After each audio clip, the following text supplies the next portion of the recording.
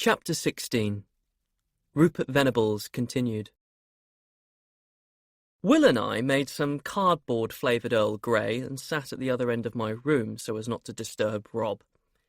Here, Will fed the quack chicks the last biscuit but one, and made himself a badge like mine out of the last biscuit, while I briefed him on the current state of the fate lines. As I was definitely going to wipe that list, it was really only necessary to hold the lines as they were until I had time to do something about the puzzling behaviour of Andrew. Very strange, that, Will mused. It sounds almost as if he might have been stripped.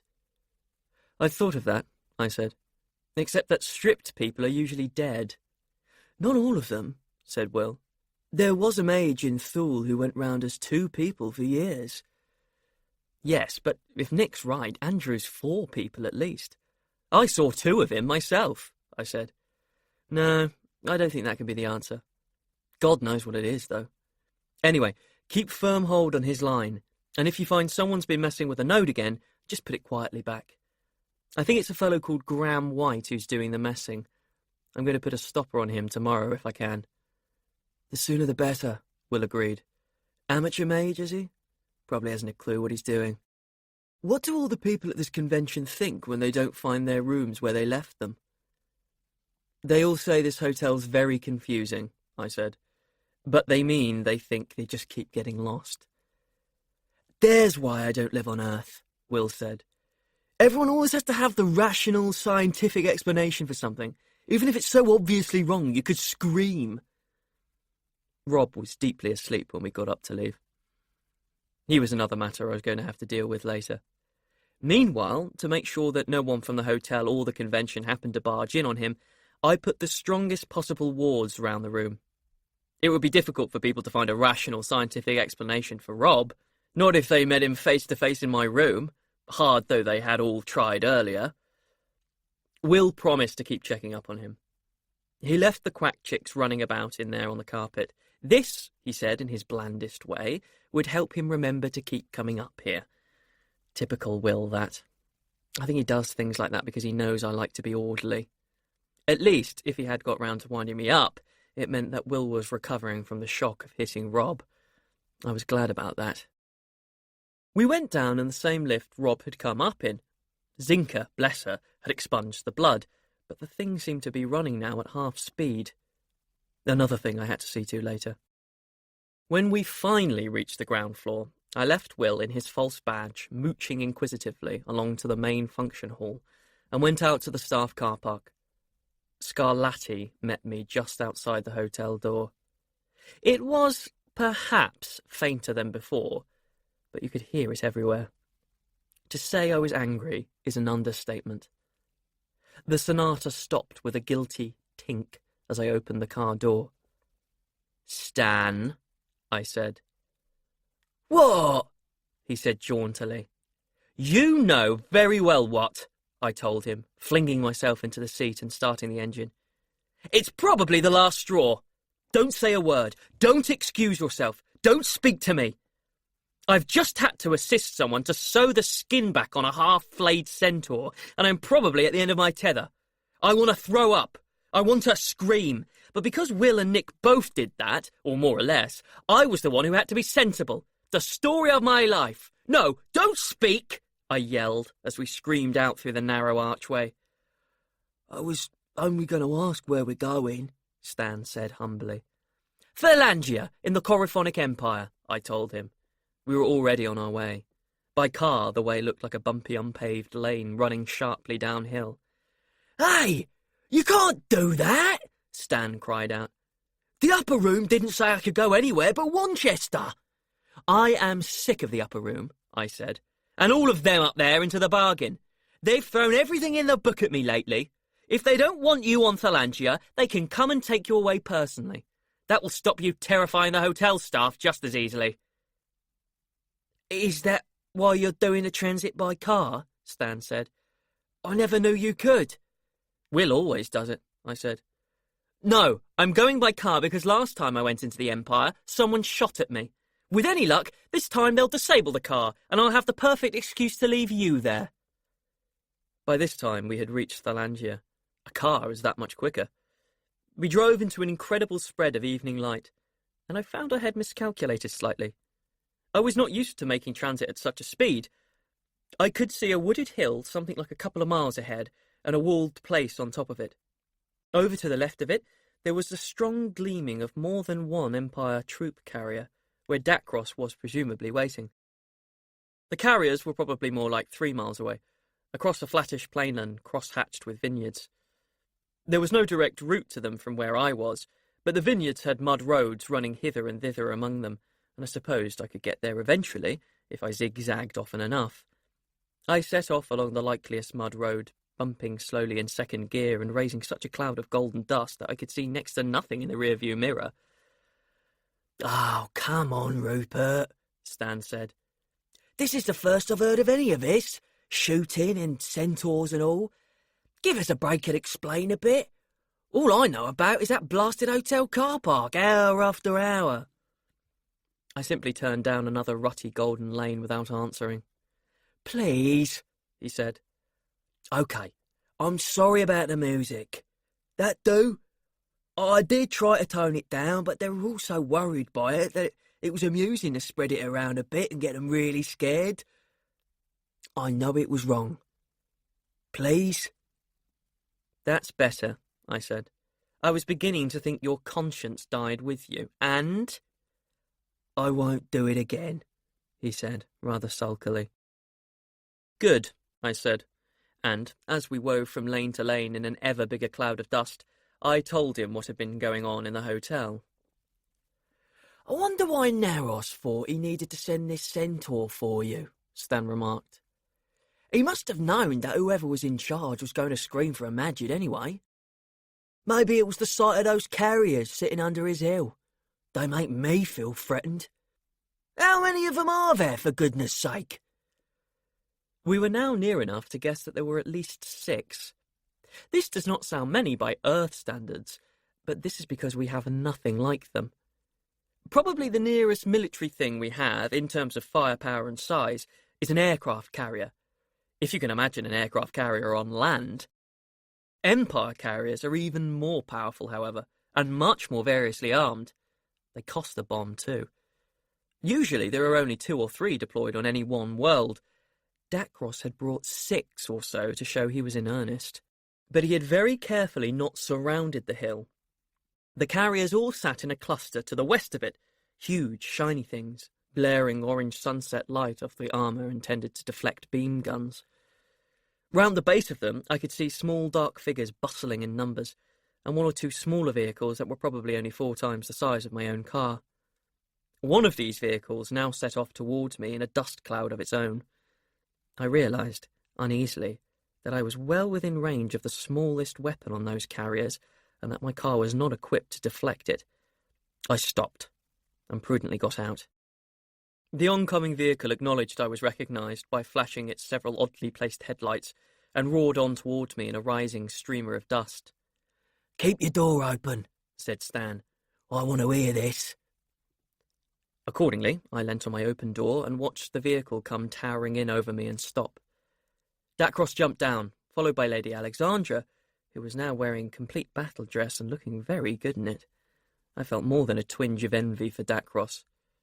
She smiled at me as they came towards me, and I found myself reflecting that, according to Rob, she was only a second-class wife, and wondering what number she was graded at, and also speculating that, if this lady was only second-class, what incredible beauty it must take to be a true wife. Or maybe those were chosen politically. When it came to high ladies, the Emperor had probably been able to please himself, and he evidently had.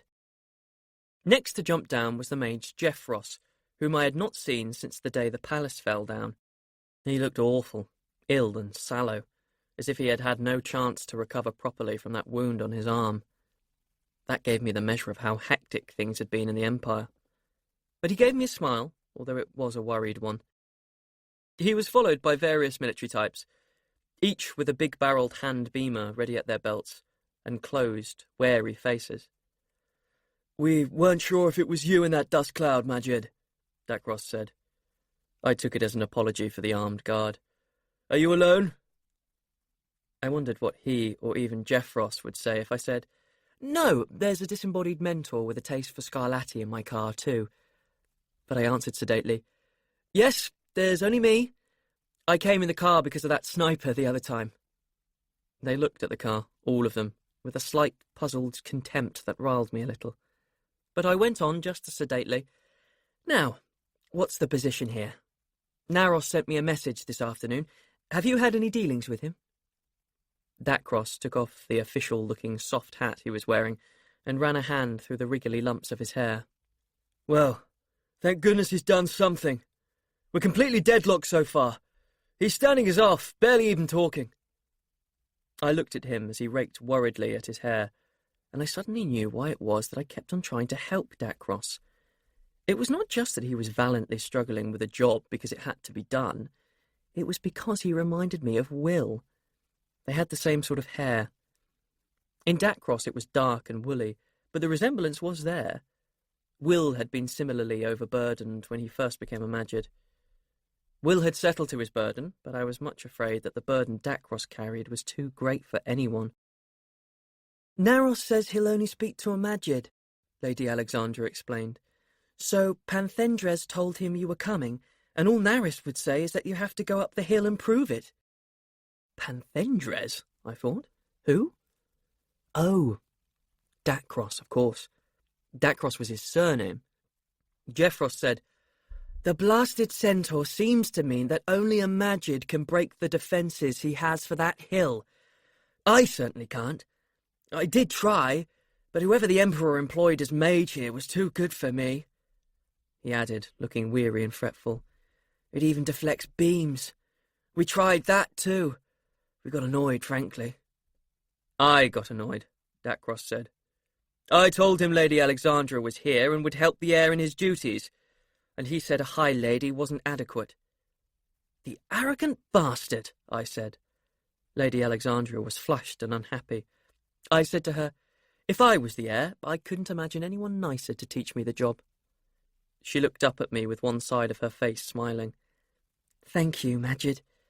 I will give it my best try. Very ruefully, she added, besides, I'm the only one left who can. You'll be fine, I said. Well, how do we go about sorting this centaur out? I can't understand what he's playing at. He sent for me himself.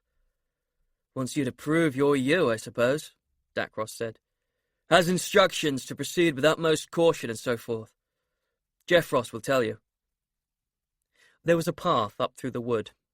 Jeffros had tried to go up that, and also up among the trees, but the ambient magics had defeated him. They were assuming I could do better. They said that if I got to the top, and if I got inside the walls of the colony, and if I then persuaded Naros to relinquish the Emperor's son, I could signal to them and they would do the rest. But I could see they had no real doubts about it. I felt slightly less confident. It seemed to me that Naros was behaving oddly, but I put my doubts down to the pressure of their faith in me, and pinned my own faith on the fact that Naros had, after all, sent Rob to get me. Dacros said, if the heir turns out to be on another world... I think that's one possibility we don't have to worry about, I said. The messenger strongly implied that Naros looks after all the children of the true wives. What are you planning to do with the rest of the children? This had been worrying me. Empire paranoia could well mean that Dacros would have the kids executed in order not to confuse the succession. Lady Alexandra said eagerly, give them the life they should be living, of course. They're being brought up like rustics up there. It makes my blood boil. Dacros and Jeffros nodded, to my relief, equally eagerly. I looked from face to face, Magid-wise, and found they were sincere. Fine, I said thankfully. Let's get going. They gave me one of the fat-barreled handguns which had been adapted to fire a signal light, and showed me how to fire it. I was to fire one shot if I was successful. If Naros refused to deal with me, I was to fire 2. In the unlikely event of real trouble, I was to fire 3 times, and armed support would attempt to break through the protections and come to my assistance. Again, I looked from face to face. They had real faith in me. I felt pressured. I rode to the base of the hill in their tall vehicle, leaving my own car sitting beside a vineyard with one door hanging open. I thought Stan would prefer that. And it was unlikely anyone would try to steal an off-world vehicle that didn't even run on Empire fuel. Lady Alexandra sat beside me during the short, dusty journey, telling me her plans for the Imperial children. "I'm glad some of them are girls," she said. "I'm going to enjoy giving them pretty dresses and nice things. But I think the main thing I want to give all the children is more children their own ages. I want them to be surrounded with fun and life for a change, though it worries me that they may have been walled up on that hill so long that they'll just find everything too big and terrifying outside. I shall have to go slowly and get them used to court life by gentle stages." She seemed to me to have the right ideas. They dropped me off by the path and drove off along the road at the base of the hill to wait by the carriers for my signal.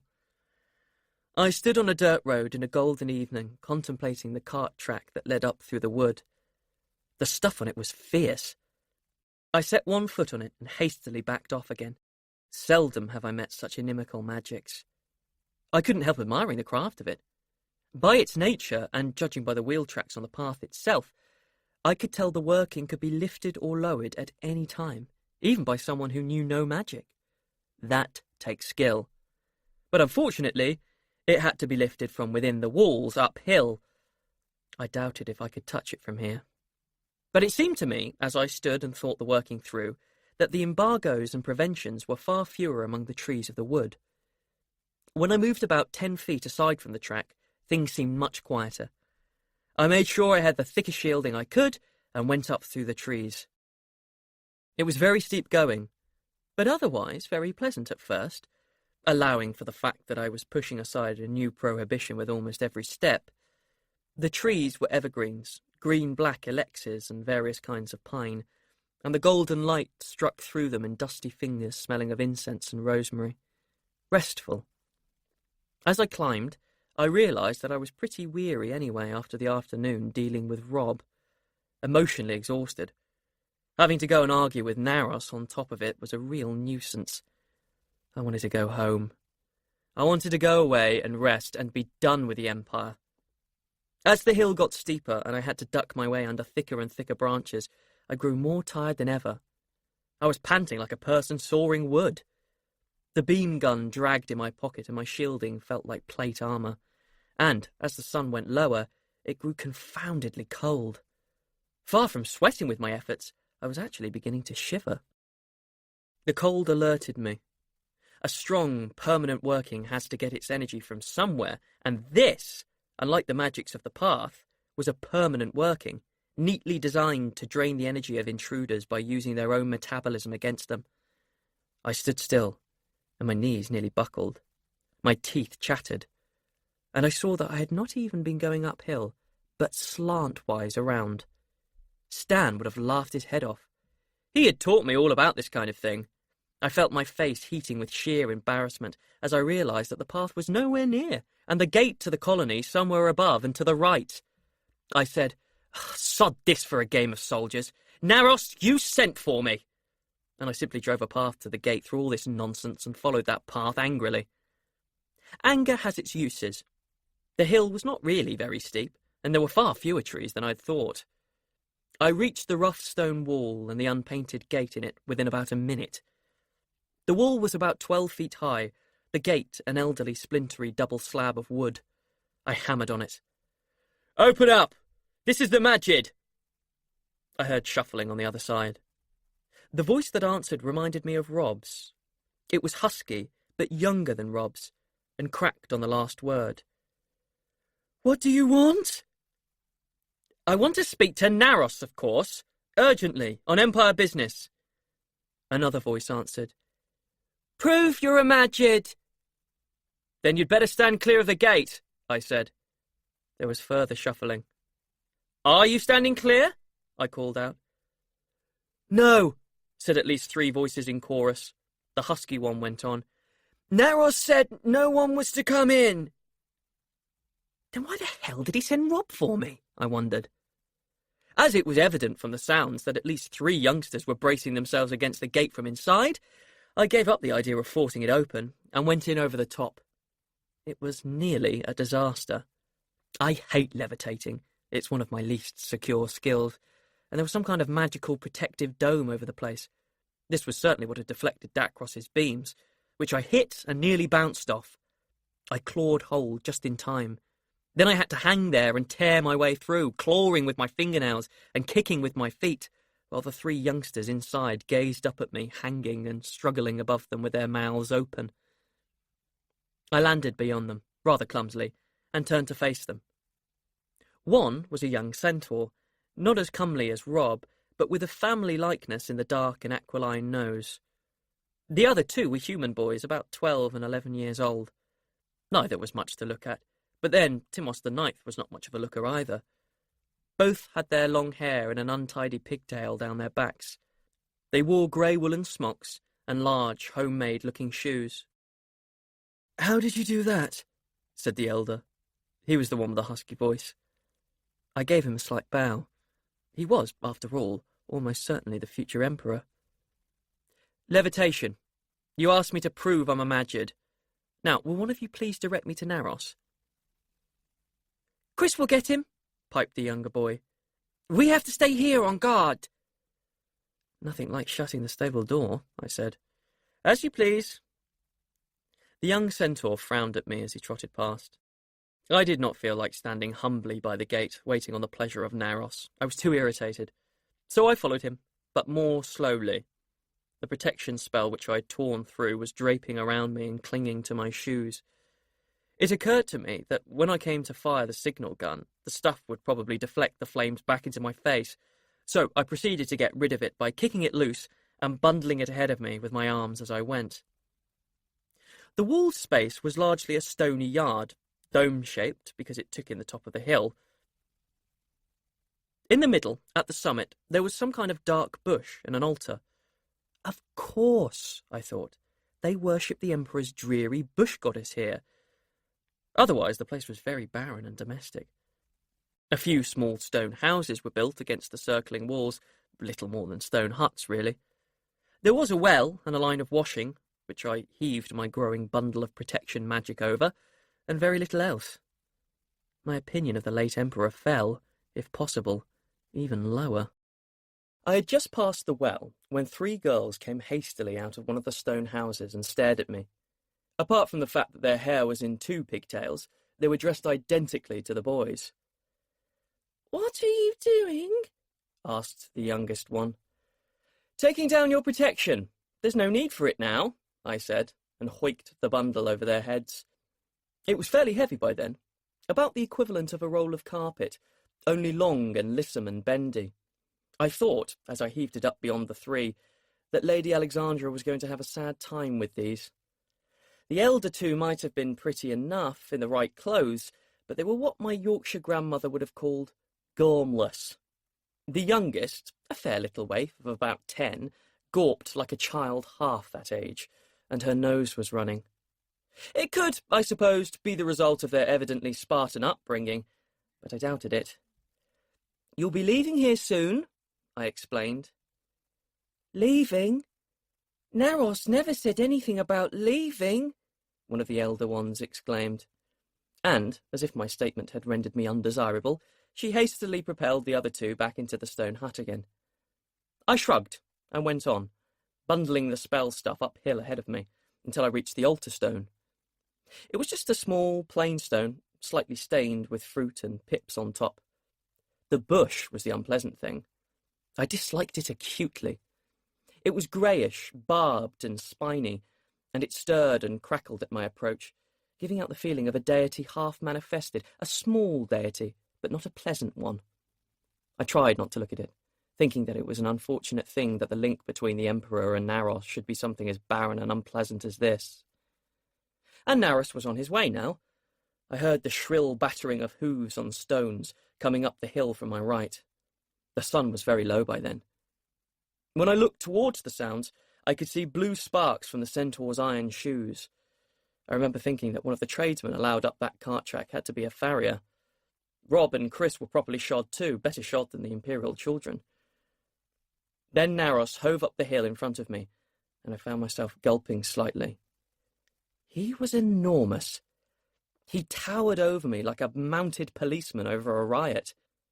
I heaved the spell bundle over the altar and the bush and let it slide its own way down the yard on the other side.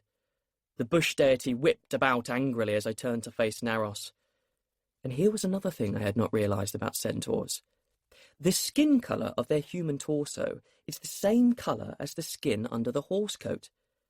I had been misled by the fact that Rob and Chris were both light beige. Naros, in his horse part, was dark iron grey.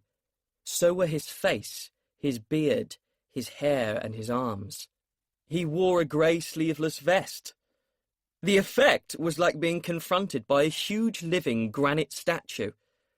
The expression on his face was in keeping with that.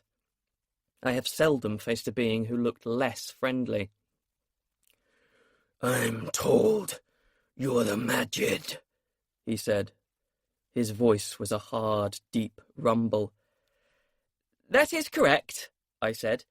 "And you're Naros?" The granite head bent in a curt nod. "Good," I said. "Then you'll know I'm here on Empire business. According to the files the Emperor left in Ephorion, you have the Imperial children here. Those are the true wives, at least, I gather. As you must have heard, the Emperor, Timos IX, was assassinated about 6 weeks ago. So now I must ask you to hand over the new Emperor, together with proof of his birth, and any other children by high ladies or lesser consorts, with similar proofs, so that I can convey them to those people who are temporarily in charge of the Empire." Naros simply stood like a statue. "Oh, come now," I said. "The record the Emperor left states that you have details of all the heirs, including those placed on the world codenamed Babylon." The granite statue reacted to the word Babylon. A flank flinched as if a horsefly had stung it. The hard voice rumbled. "I'm sorry. I can tell you nothing unless I am assured that you are indeed a Magid. I cannot be assured of Magid good faith on your word alone. I must request you prove your status." This seemed fair enough. From the Centaur's point of view, I could simply be a rogue mage with designs on his charges. I summoned a little-used skill and caused the golden infinity sign to appear floating between us, softly glowing and rotating around its own figure-of-8 substance in the correct way. It was very beautiful and very bright in the gathering twilight. Naros looked at it unmoved, except that the golden light glittered in his great dark eyes. "A mere mage could do that," he rumbled.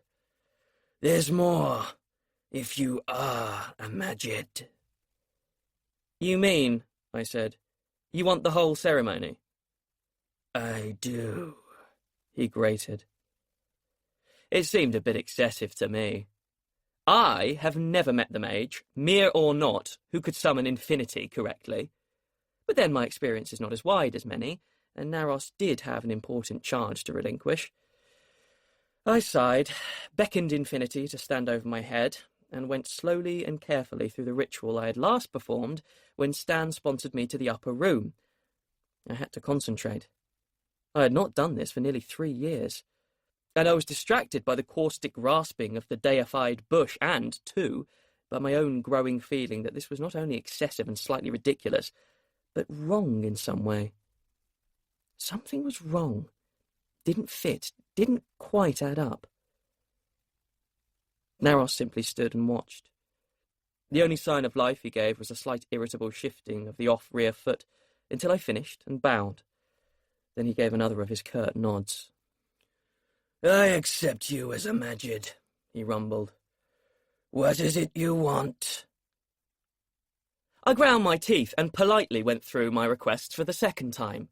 The Imperial heirs, their names, dates of birth and proofs of identity, and the same for the children on the world codenamed Babylon. "I have all this," he said. Then he quenched my relief by adding, "But you have been slightly misinformed. The true heir is a human female, the Emperor's eldest daughter. She is not yet here." "When will she arrive, then?" I said. "At sunset," said Naros. He and I both looked northwestwards across the bush.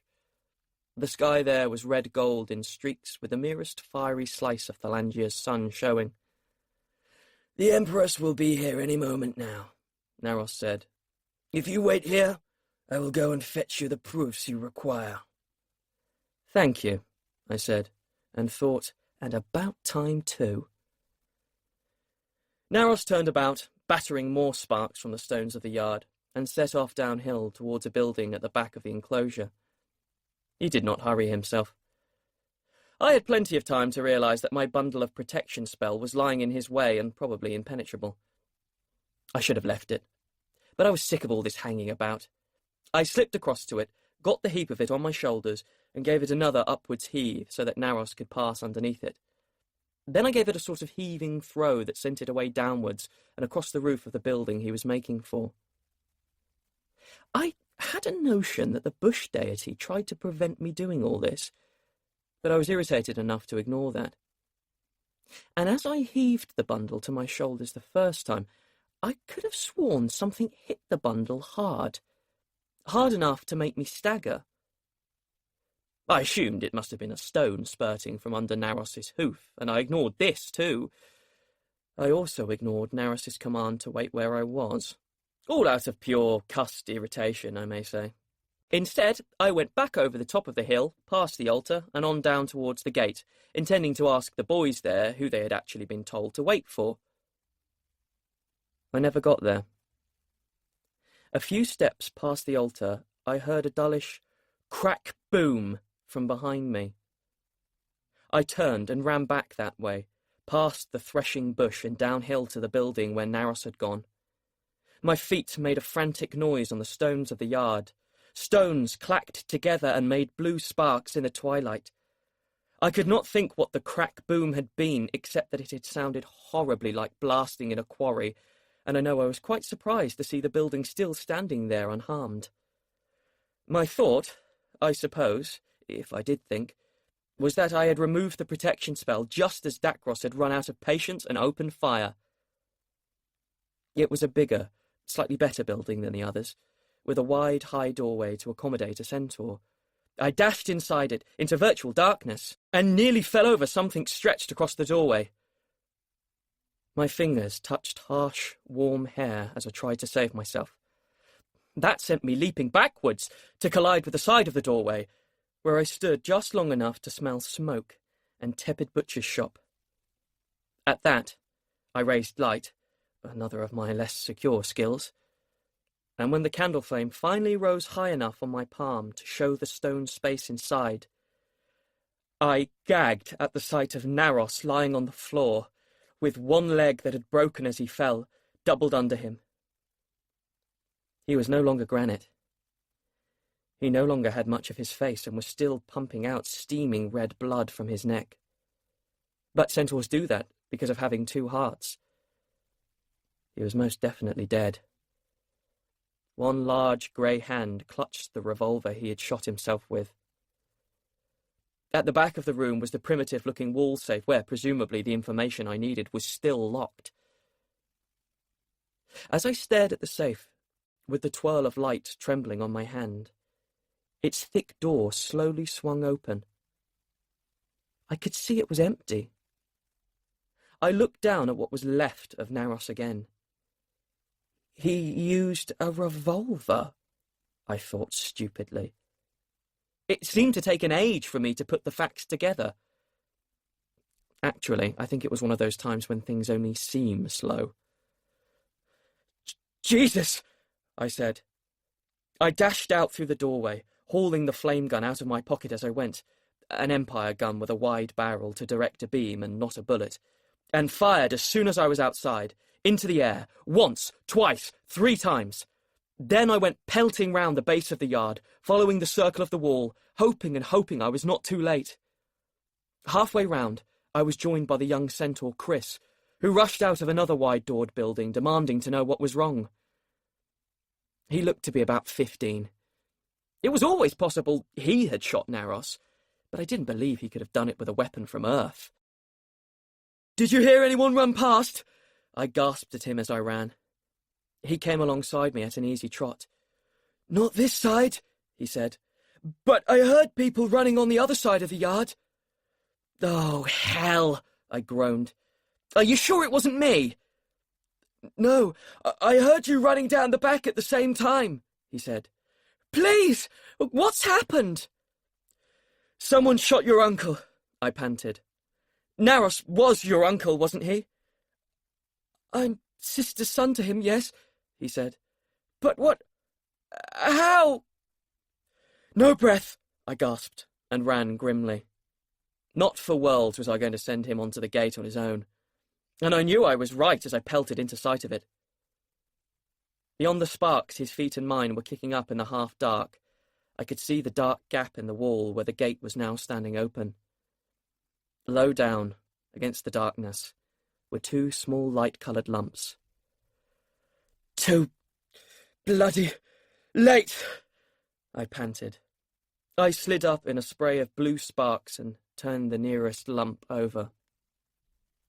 The elder boy, his pigtail wrapped stickily into the big open gash across his throat as I turned him.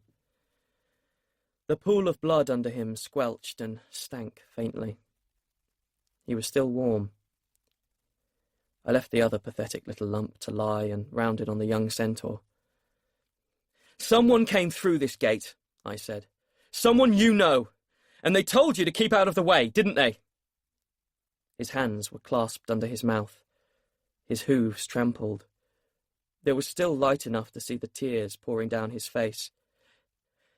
Yes, but... he said. Yes, but... But nothing, I said. Who was it? Who? His tail slashed. He looked down at the small corpses and back at me. The tears ran across his mouth. I can't say, he said. I really can't say.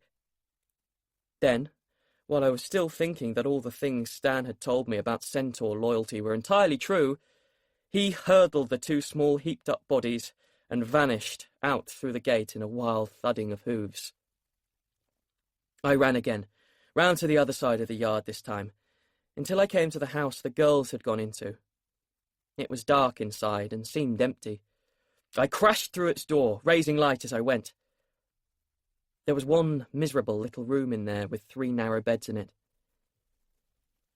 The corpse of the youngest girl was curled up in the space between them, and a long stream of her blood made shiny puddles in the uneven floor.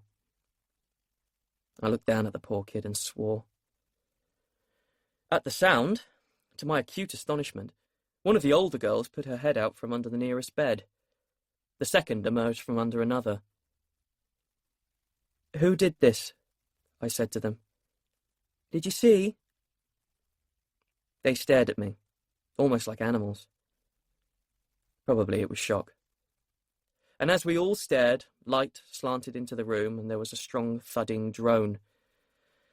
Leave this to Lady Alexandra, I thought with huge relief, and dashed outside again. A small hover was just landing in the yard. To my extreme pleasure, it came down right on top of that unpleasant bush. It could have been an accident, but my bet was that the pilot worshipped a different deity. Other hovers were rising up into the yard from all round. Dacros jumped down across the altar stone and ran to meet me.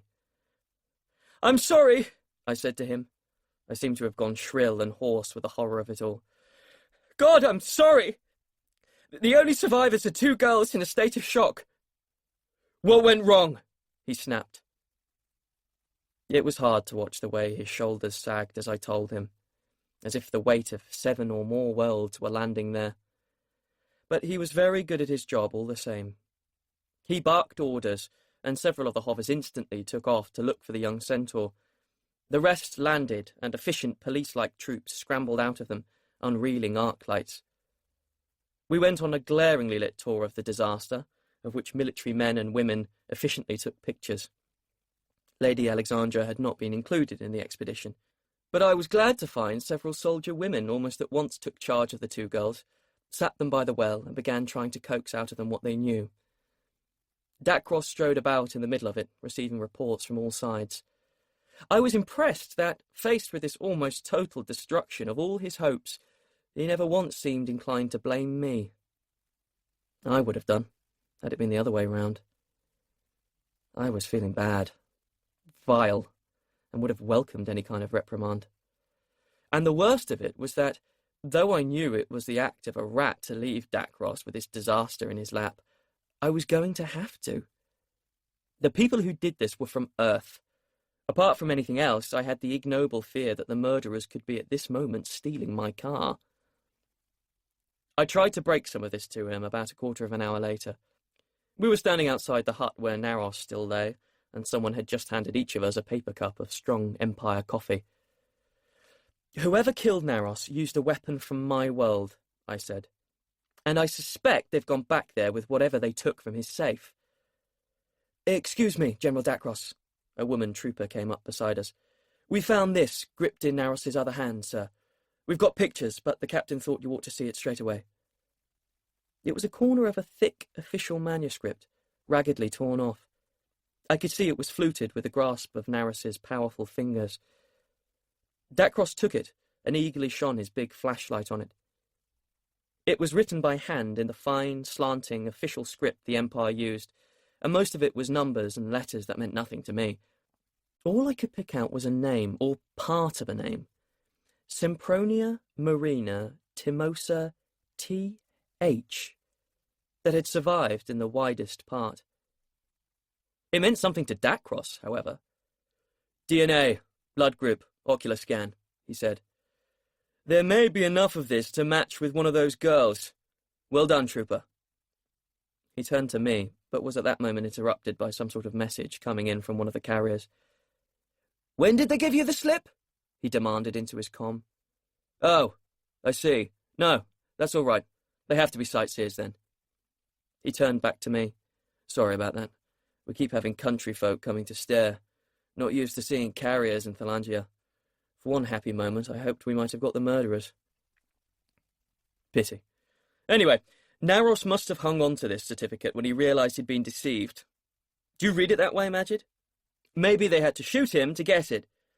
They must have kidded him they were bringing the true heir in. You did say it's a girl, did you? That's odd.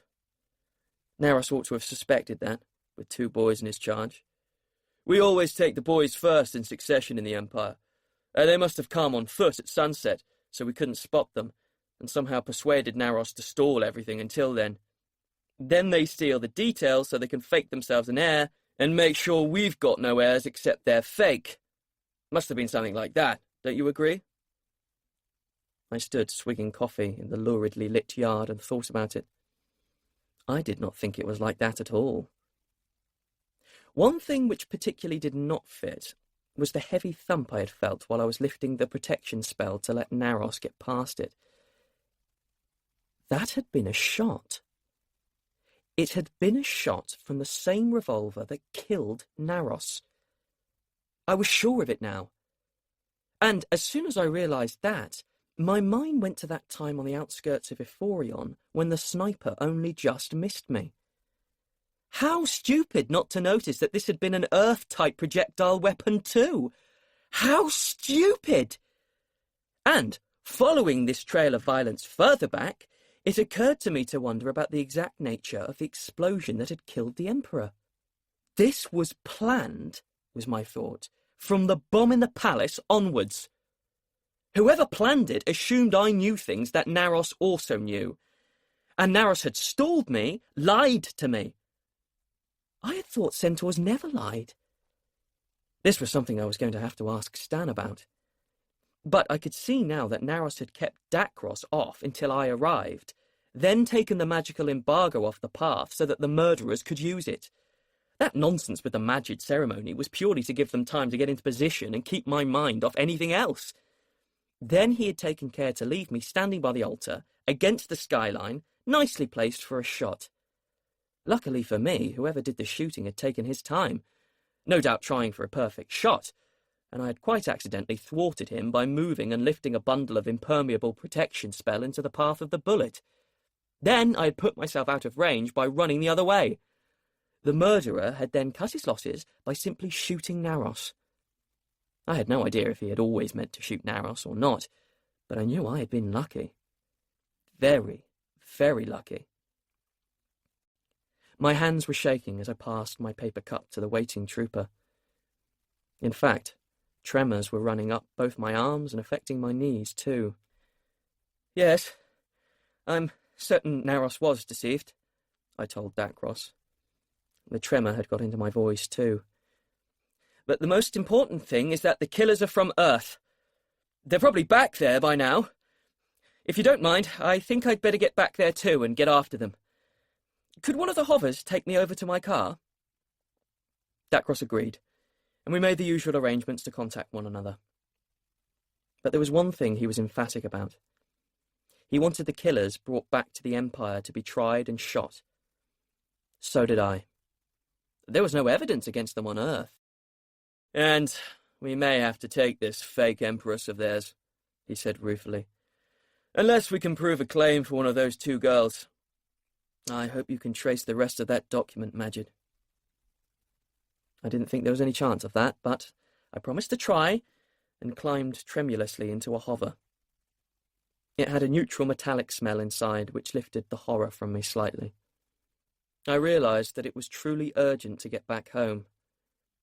In the artificial light glaring across the devastated colony, it had felt more like running away.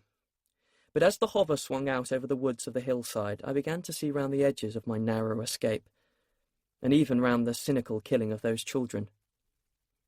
I looked down at the trees and saw that my duty as a Magid was to find these people.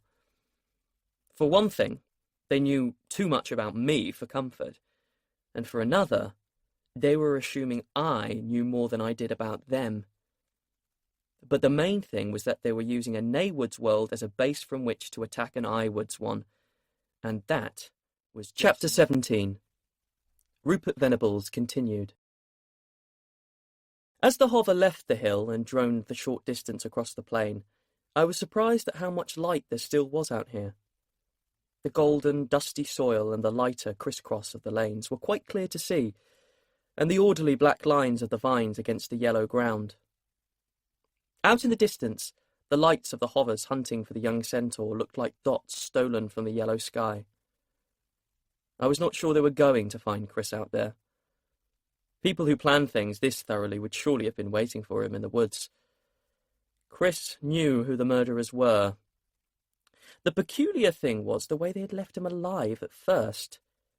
And Rob almost certainly knew too much as well. I was suddenly urgently worried about that, and for Will's safety. If Will tried to defend Rob. And about my car. They could so easily have stolen my car. And Stan, of course. That would make problems I didn't want to think about. But the car was there, standing in the lane where I had left it. I was so relieved to see it that I thanked the hover pilot hastily, dropped down into the stinging whirl of dust the hover raised, and sprinted for my lovely, sleek silver vehicle. Its door, which I had left open, was now shut. I nearly stopped. But as the hover swept above and away, taking its drone with it, I could hear Scarlatti tinkling in the gloaming. Maybe all was well. But in case it was not, I readied a fairly massive stasis and came on at a run as if I had not noticed any difference. The driver's door started to open. I slammed the stasis on. The door stuck, half open, with someone's hand on its edge and someone's foot appearing below. The Scarlatti stopped in mid-phrase, but I could hear Stan shouting as I covered the last few yards and pulled the door open, preparing to do things that hurt. Nick Mallory toppled out sideways and fell to the ground, still in the forward-leaning crouch of someone getting out of a car. Dust rose around him, white in the feeble shine of the courtesy light, and pattered back on his already dusty clothes. I was particularly astonished at the way the dust made crusty streaks out of the tears on his face. Nick Mallory had never struck me as a boy who cried. Here, Stan's hoarse croakings got through to me. "Blimey, that was fierce! It's okay, Rupert, it's okay, honest. Let him up and let him talk. There's something real bad going on and he's not the one doing it." "How do you know that?" I said. "Things I saw and heard," he said. "Come on, let him up." In the normal way, I would have taken Stan's word for it, but this was not the normal way. I stayed where I was, holding the car door, half astride Nick. Tell me what you saw and heard first. If that's your attitude, he said. Oh, all right. I think I saw this kid arrive. Must have been in the other car, but I didn't take much note of it, just a dust trail over in the distance that I thought must be someone tending a plantation. The first thing that really shook me up was around sunset. Red sky and all that. From up on top of that hill. 2 shots. 2 shots? I said. Thanks. Now I knew I was not being paranoid. Yes, 2, Stan said. Rang out real clear from here. Then about half a minute after, there were 3 squirts of red fire from up there. Looked like a signal gun. That was me, I said. I thought it must have been, said Stan. People around these troop carriers starting acting like a stirred-up ant's nest.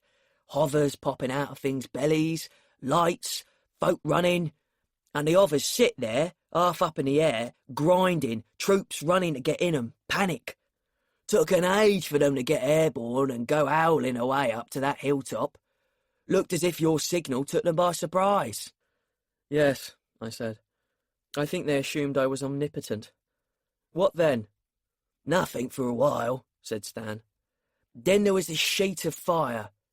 Sheet of fire? I said. That's right, but only for a blink of time. Over to your right, quite near that wood. Them in the carriers may not have caught it. It was round the hill from them. I only caught it because in my state it's like having eyes all round. And I was on the alert anyway, wondering if you were in trouble, Stan admitted. Frustrating being pinned inside his car. I kept trying to think if there was anything I could do. But there was nothing going on for a while, and then a whole lot of stuff. First, this kid comes bursting out through that vine field there, acting like he'd run himself legless, and makes for this car, glad-like. But just as he gets here, all the hovers start going off in different directions off the hill, like pips squirting. That would be when I told Dacris about the young centaur, I said. Did you... See him? Yes, I did, said Stan. And I'll tell you about it as soon as you let that kid up. He'll be right royally bruised, falling the way he did, and there's no need to give him cramp as well. And my word on it, he's not part of this.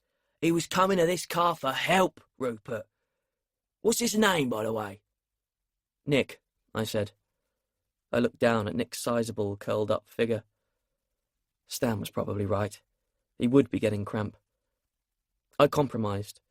I eased the stasis a little and levitated the boy back into the seat of my car in a rattle of dust. The effort brought back the tremors in my legs. That's as far as I go, I said. Now tell me about the centaur. Then let me tell it in order, Stan said. You need to know it all. This Nick here doesn't want the hovers to see him for some reason. This car's sitting here with one door open and the light on inside, the way it is now, and instead of getting into it, he dives on his face and crawls under between the front wheels. And I think, aye, thinks they're looking for him, does he? Using the warm engine to hide body heat, is he, in case they use detectors? Well, but I don't think they do use detectors, or they'd have found the centaur kid by now, and I can see them still looking. I turned to see over my shoulder. The very distant lights were now bright, droning hither and thither, far out over the dark blue flatness. The sky was dark blue too, with only a few pale streaks to the west. Damn. No, they haven't found him. What happened next? Well, Stan said, I took a bit of a hand then, knowing the free way they have with executions in this empire. I put a real strong don't notice round this car. Lucky I did too. It's thanks to me you don't have your tyres shot out.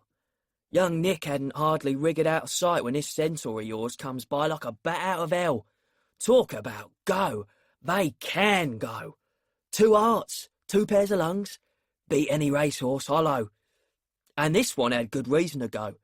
First, he goes flying up this path, and next thing I know there's a car, normal Earth-style car, screaming round a corner of that vineyard there, shimmying sideways, clouds of dust, and roaring flat out after the centaur. Man and a woman in it, woman driving. She sees the centaur, puts on her full headlights, pins him as he gallops, and a man leans out of his window and starts firing a pistol at the centaur. Bang! Bang! Bang! Centaur jumps sideways like a goat and then hurdles the hedge into the vineyard on the other side. Man missed, I think. I hope. Jumped like a bird flying, that centaur. Did you see the people in the car? I said urgently. No, too dark, what with their headlights on, Stan said. Man was on the other side, so I only caught a glimpse after they went past. Head, elbow, flash, crack, you know. Woman was just a shape. Did she wear glasses? I demanded. If Nick was here, then that car was almost certainly Marie's. Don't think so, said Stan. Anyway, they're long gone now. They stopped where the centaur went over the hedge, brake lights, squeal, more dust, and the man starts getting out. Anyway, his door opens, and I know he's seen this car too.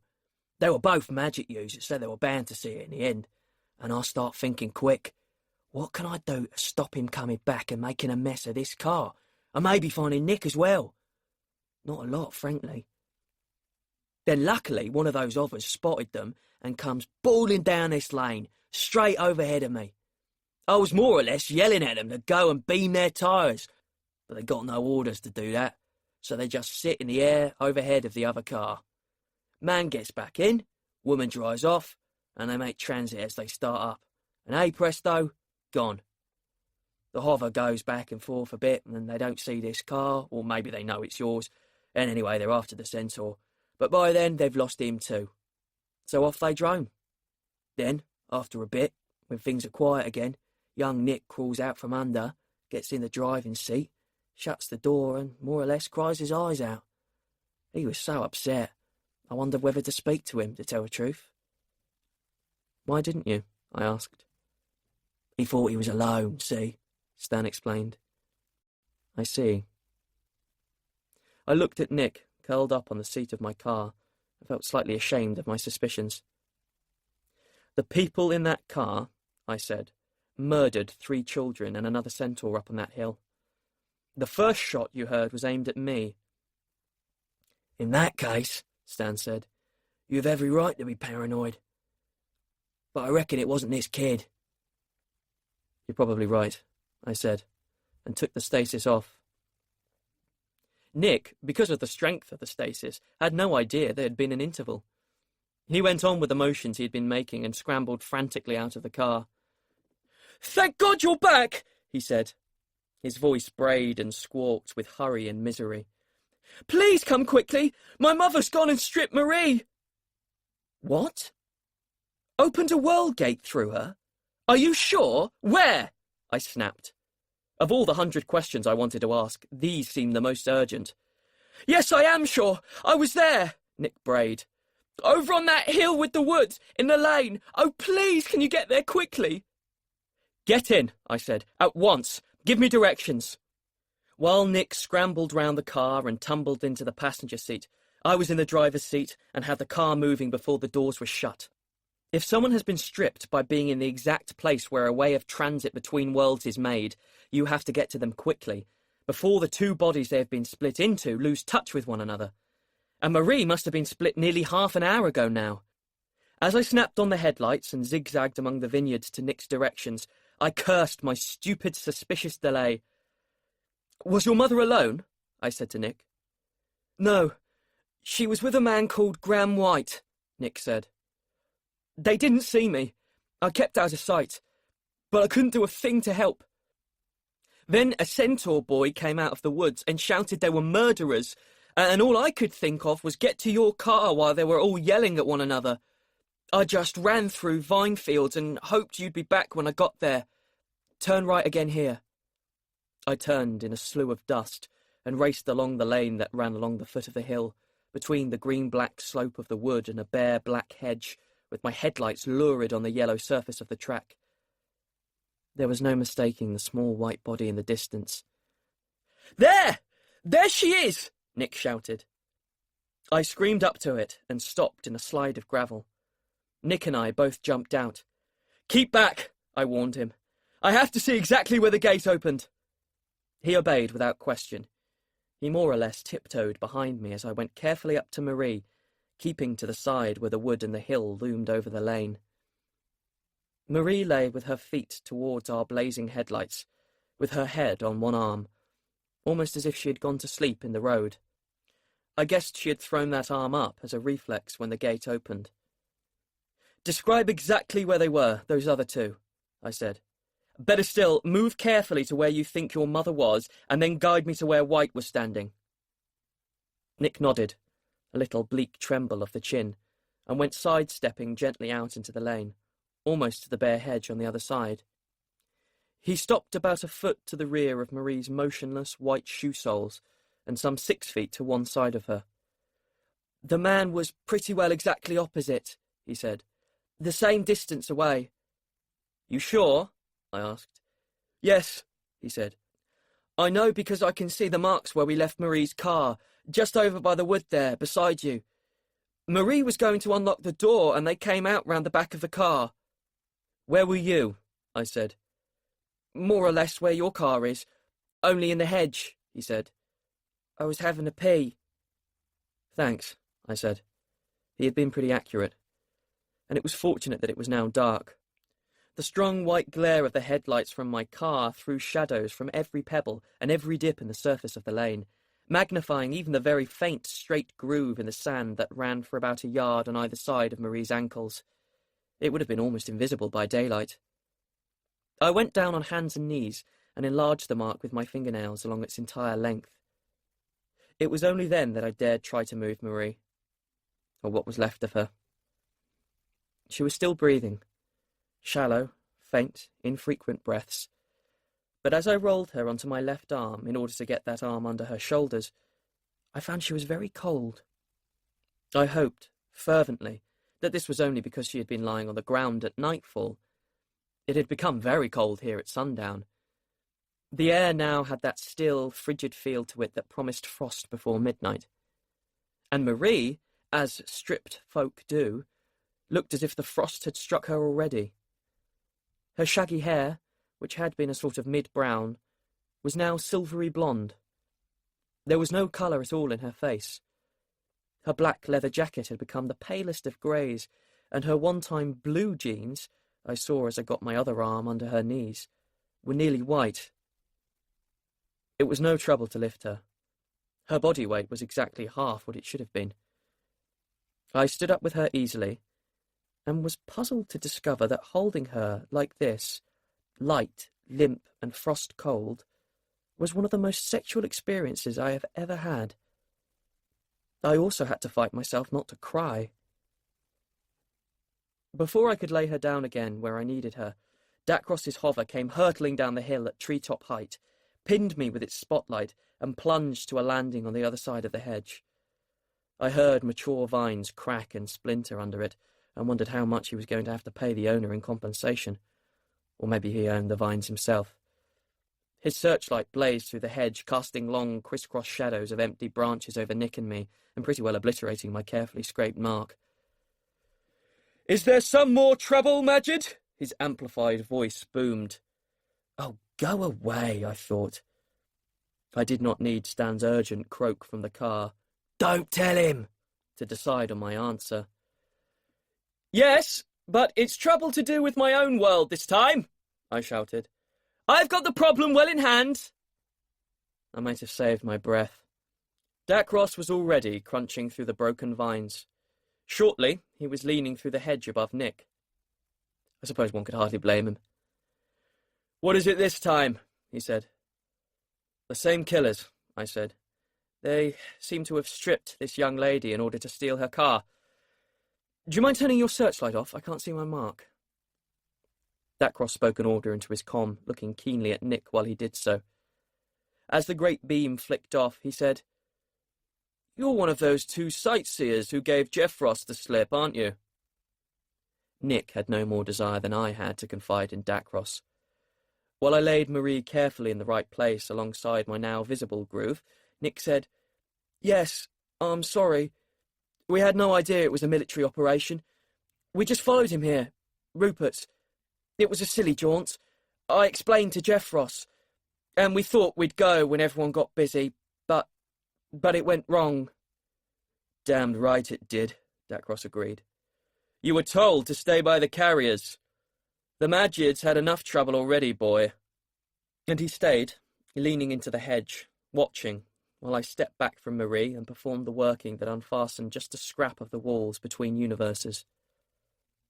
The place was weak anyway. White, or Janine, had only sealed it perfunctorily. It burst open in our faces in a sheet of roaring red flame. Dacros and Nick both cried out and ducked. Even Marie's tepid half-body flinched. I held one arm over my blistering face and worked like a madman to get that gate properly closed. It seemed to take forever. I heard the hedge frizzle and a tiny smicker from my car as its paintwork blistered, before I managed to drag the broken edges of Infinity back together and seal them down in place. I put extra sealing on them for safety, and then tottered to lean on the hedge for a moment. "Phew," said Dacros.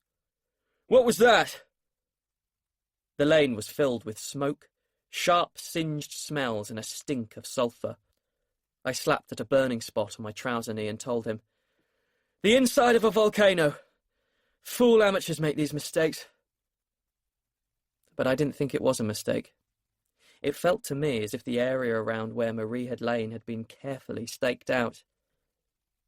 "But," said Nick, "the other half of Marie..." "Doesn't exist any longer," I said. Nick stood, half pointing to Marie's white remnant, so obviously stunned that I added, "We'll have to think of some other way, Nick."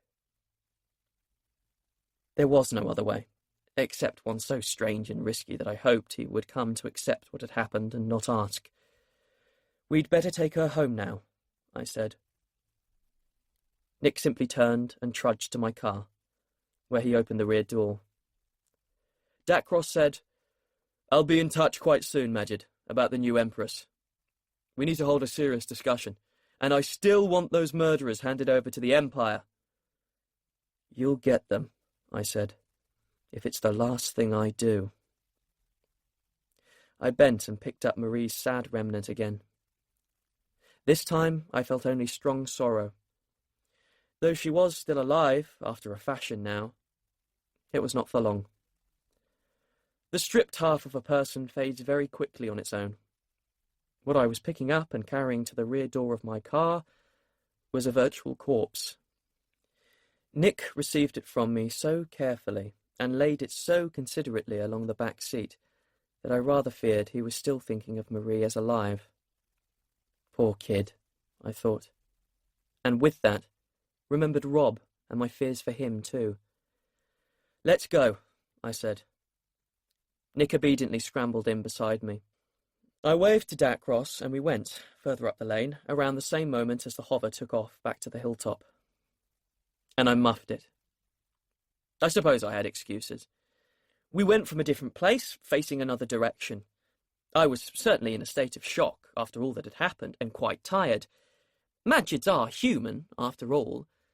And Marie's attackers had staked out Wanchester the way they had staked out the area around her car. I think that, having failed to shoot me, they were trying to make sure I did not come back.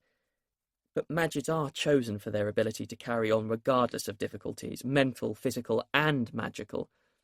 It was only a question of homing on to the place I had set out from.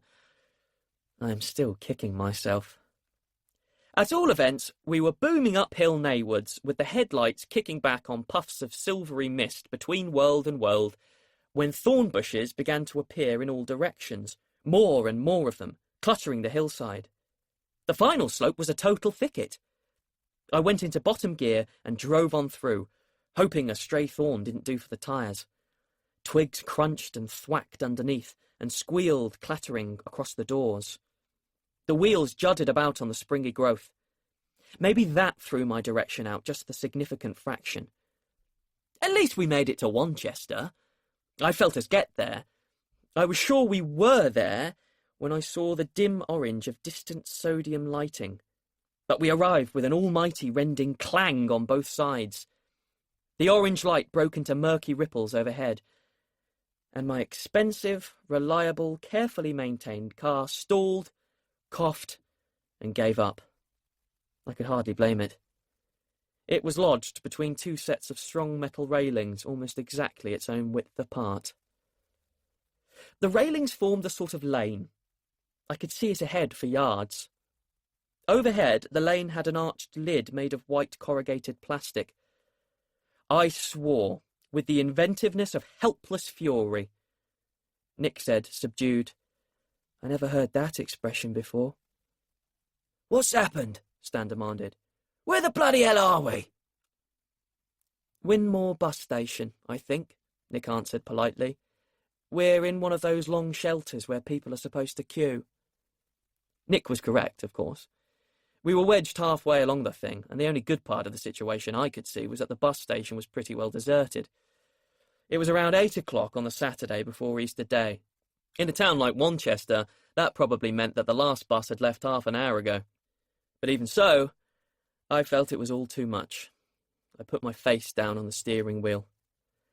"Then I can't see us getting out in a hurry," I heard Stan say. "We're in too tight to open the doors, aren't we?"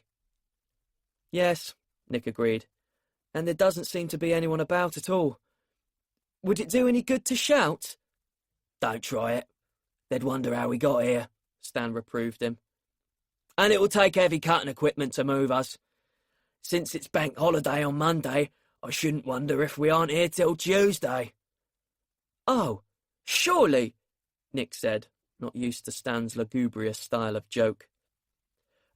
"Couldn't Rupert just go back into another world and then come out on Earth again in the right place?" "That he couldn't, lad," Stan said. "You have to be moving to make transit, see? If you're not moving, you get stripped." Which was possibly what our killers hoped would happen, I thought. I sat up.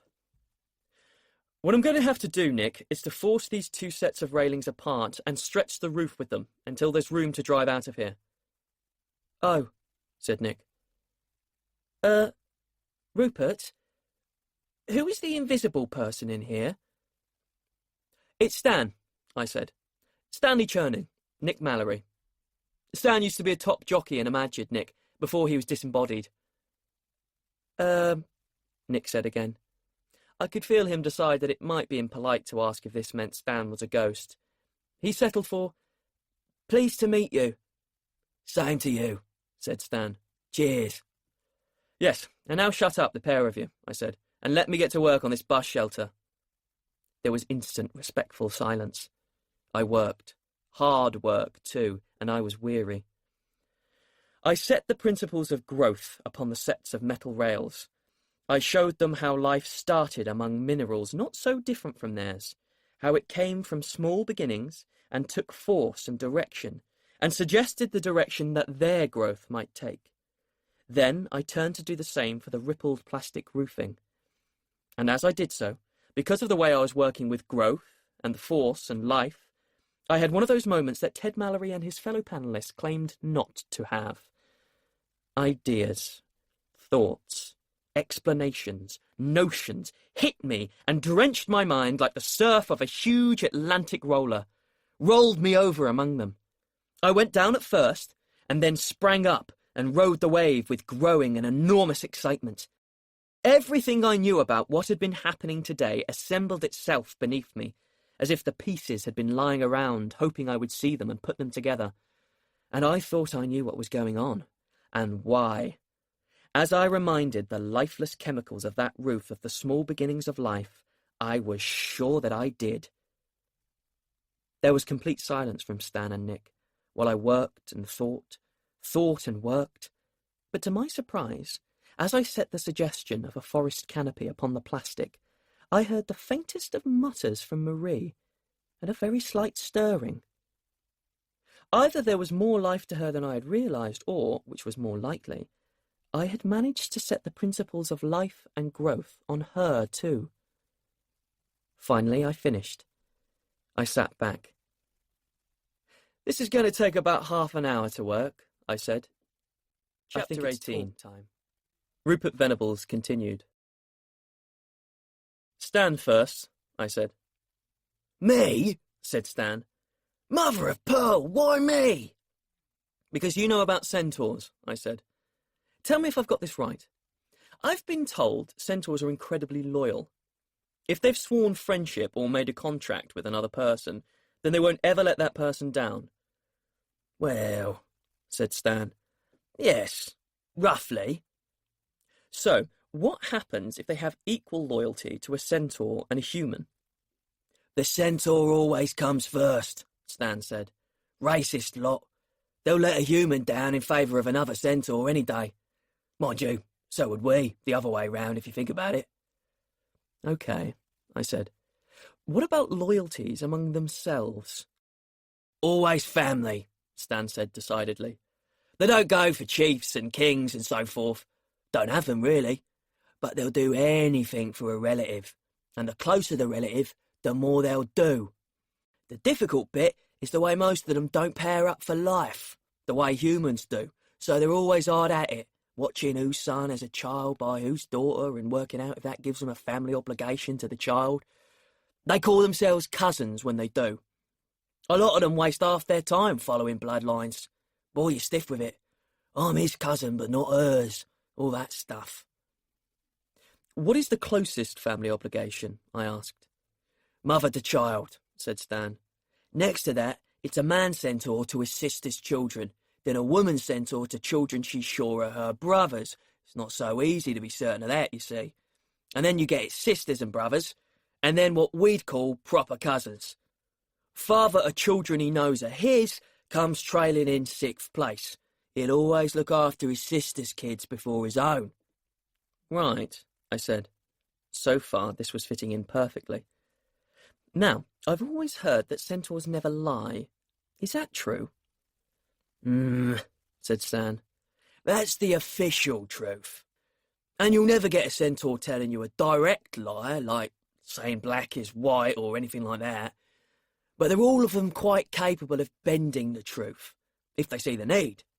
Like, they'll tell you two things that don't go together and make it sound as if they do, or they'll add in a little word you don't specially notice that makes what they really say into the exact opposite of what you think they say.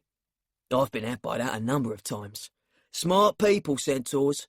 You should never forget that even a stupid centaur has more brain than most humans. I won't forget, I said. I'll remember that when I talk to Rob, if he's up to talking, that is. He will be, said Stan. And up to bending the truth, too. That's another thing you should remember. Centaurs are tough. Stuff that would lay you and Nick here out for a fortnight, they get up and walk away from. I'm beginning to wonder, after all this, why centaurs don't rule the multiverse, I said. Well, they can't live for long in half of it, Stan pointed out. They need magic to survive. But mostly, they just don't go in for ruling. It doesn't strike them as sensible. I thought that too, I said. But it's odd. The next thing I want to ask you is, would a centaur ever want to be emperor? There's nothing in the laws of Coryphos to prevent it, as far as I can see. Only if that centaur didn't mind being on his own, apart from all other centaurs anywhere, Stan declared. The strict ones would disapprove of him, and the others would laugh and call him mad. They'd only obey him if he had their personal loyalty for family reasons. I thought of Naros, who certainly seemed to be isolated from most other centaurs, and who had, equally certainly, bent the truth to me, and I wondered. But Naros was dead now. And I was fairly sure that Naros had been loyal to the Emperor, and then to the Emperor's assassins, for other reasons than the obvious human ones. One reason had to be that they all worshipped the same dreary bush goddess. I must ask Stan about that. But the other reason was more pressing. Stan, can centaurs interbreed with humans at all? As I said this, I thought I heard a faint gasp from Nick, unless it was another murmur from Marie. That's not thought terribly decent, Stan said, but it can happen. You get physical problems with it, of course. Most crossbreeds die stillborn, and you'd never get a human mother getting that far with a centaur's child. They mostly miscarry fairly early on. If they do go to term, the foal's too large, you see. But the other way round, human father, centaur mother, that does get to happen occasionally. I met the odd one or two. They tend to be a bit small, and the thoroughbred centaurs are painfully nice to them. Fall over backwards to make clear it's not the foal's fault, you know? That was it, I thought. We're dealing with centaur sisters' sons here. And their cousins, of course. Thanks, Stan, I said. Nick. Nick gave a startled, guilty movement beside me. Nick, what's your actual full name? Nicholas, Nick said. Mallory. Oh, I said. Not, for instance, Nicolades, Timos, something else? Nicophides, Nick said irritably. Actually. I nearly laughed. Everyone always hated you to get their name wrong. Stan did chuckle a bit as I asked, And Marie's? She wouldn't ever tell me properly, Nick said sulkily, wretchedly. But I know Marie's short for Marina. Sempronia Marina Timosa, I thought, on a blood-stained handwritten scrap of a document clutched in a centaur's hand. I wouldn't have liked to admit to Sempronia either. And what else? I said. What do you mean, what else? Nick answered. Nothing else. Well, for instance, I said, how you came to know about stripping people. You told me, quite accurately, that Marie had been stripped, but you didn't get the word for it from me. I remember exactly what I said about cross-world transit to you when I was trying to persuade you it was dangerous, and I know I never once used that term. No reply. Nick sat hunched forward, staring into the sodium gloom, to where the railings were now perceptibly growing thinner and beginning to lean outwards. For instance, again, I said, I would very much like to know if you were really in the hedge, or whether you helped with the stripping. That galvanised him. He bounced round to face me, and his voice began booming, squeaking, and blaring out of control as he shouted, I did not! I was in the hedge! And I wouldn't know how you stripped someone anyway! I feel guilty as hell about it, damn you! But it all happened so quickly! This last word, almost inevitably, came out as a high squeak. I could see Nick hear how silly he sounded, and saw him try to get a grip on himself. He had my sympathy there. I hate being ridiculous too. If you must know, he said, in a careful monotone, I was up on the other side of that hedge, like that soldier who came and talked to you was. We were arguing. I didn't want to leave. It was all so interesting, those land cruisers or whatever they were, and Jeff Ross had this assistant who showed us round, and he had wings, honestly. And I wanted to know more. I was arguing with Marie about staying nearly all the time we were coming down the lane, and Marie said we'd been arrested once, and it was pretty clear we weren't going to be able to go up the hill because something on the path stopped you. So she said we ought to go before someone told you we were here. And I said that Jeff Ross and his people had been perfectly nice to us. Anyway, I got into that vine field and said I wasn't coming, if you must know. And Marie said in that case I'd have to ask you for a lift home. And she hoped you tore lumps off me.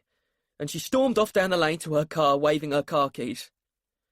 I sort of went along on the other side of the hedge, not saying anything and hoping she changed her mind.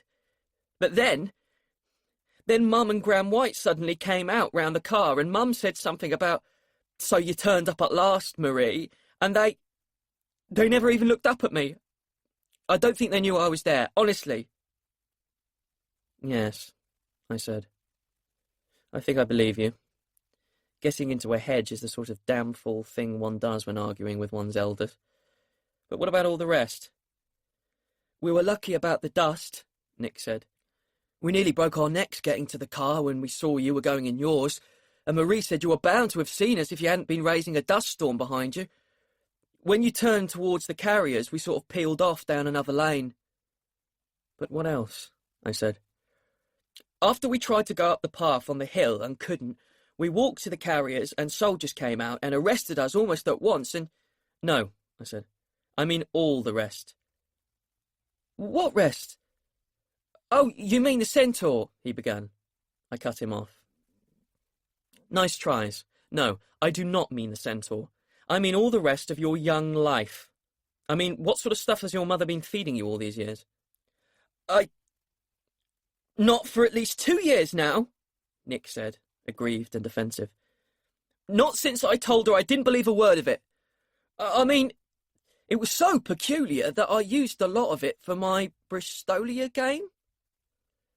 He broke off on a rising intonation and turned to look at me hopefully. Was he, I wondered, totally selfish, or simply just young? Whichever he was, bribery might help. All right, I said, sighing slightly. If you tell me what you've been told, I'll take a look at your Bristolia game and see if it has possibilities. That do? I can't promise more than that. I could see in the orange light that Nick's face was vividly flushed. The light made him pale indigo briefly. I didn't mean... It's just that I do mind about... Oh, shit. Thanks. All right, but it's not much, really.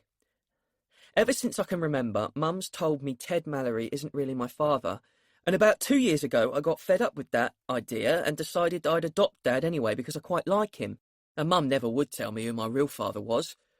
All she ever said was that he was terribly important, and I'd be important too one day when I got my inheritance. That's not a nice feeling. I mean, he could be anybody, and it makes you feel snooty, and then you turn around and think, why am I feeling so snooty about someone who may be horrible and may be a pack of nonsense anyway? But you can't sort of shake it off. I'd rather be you. You've got real secrets to be snooty about. Stan smothered a chuckle. I said, she must have told you more than that. Most of it was about things like stripping and that there were hundreds of other universes and lots more magic in half of them, Nick said dismissively. Stuff about magic gives her a buzz. She was on a high Friday night about things Graham White had been telling her, and she kept wanting to tell me until I said it was all boring nonsense and went away. Ruthless child. I was almost tempted to feel sorry for Janine, murderous though she was. Still, I remembered being like this myself at Nick's age. My own mother survived it. Has she known Graham White for long? Nick frowned. I think so. It was funny. I thought I'd never seen him before when we all went to supper on Friday, but halfway through he said something and put his head sideways, and I realised I had seen him, quite often, when I was small. He didn't have a beard then. He used to come to our house a lot, but I don't think Dad liked him and he stopped coming. Did he, Graham White, tell you the same sort of things as your mother? I asked, and then held my breath. Rather a lot of my ideas hung on Nick's answer to this one. Nick frowned again. I don't remember.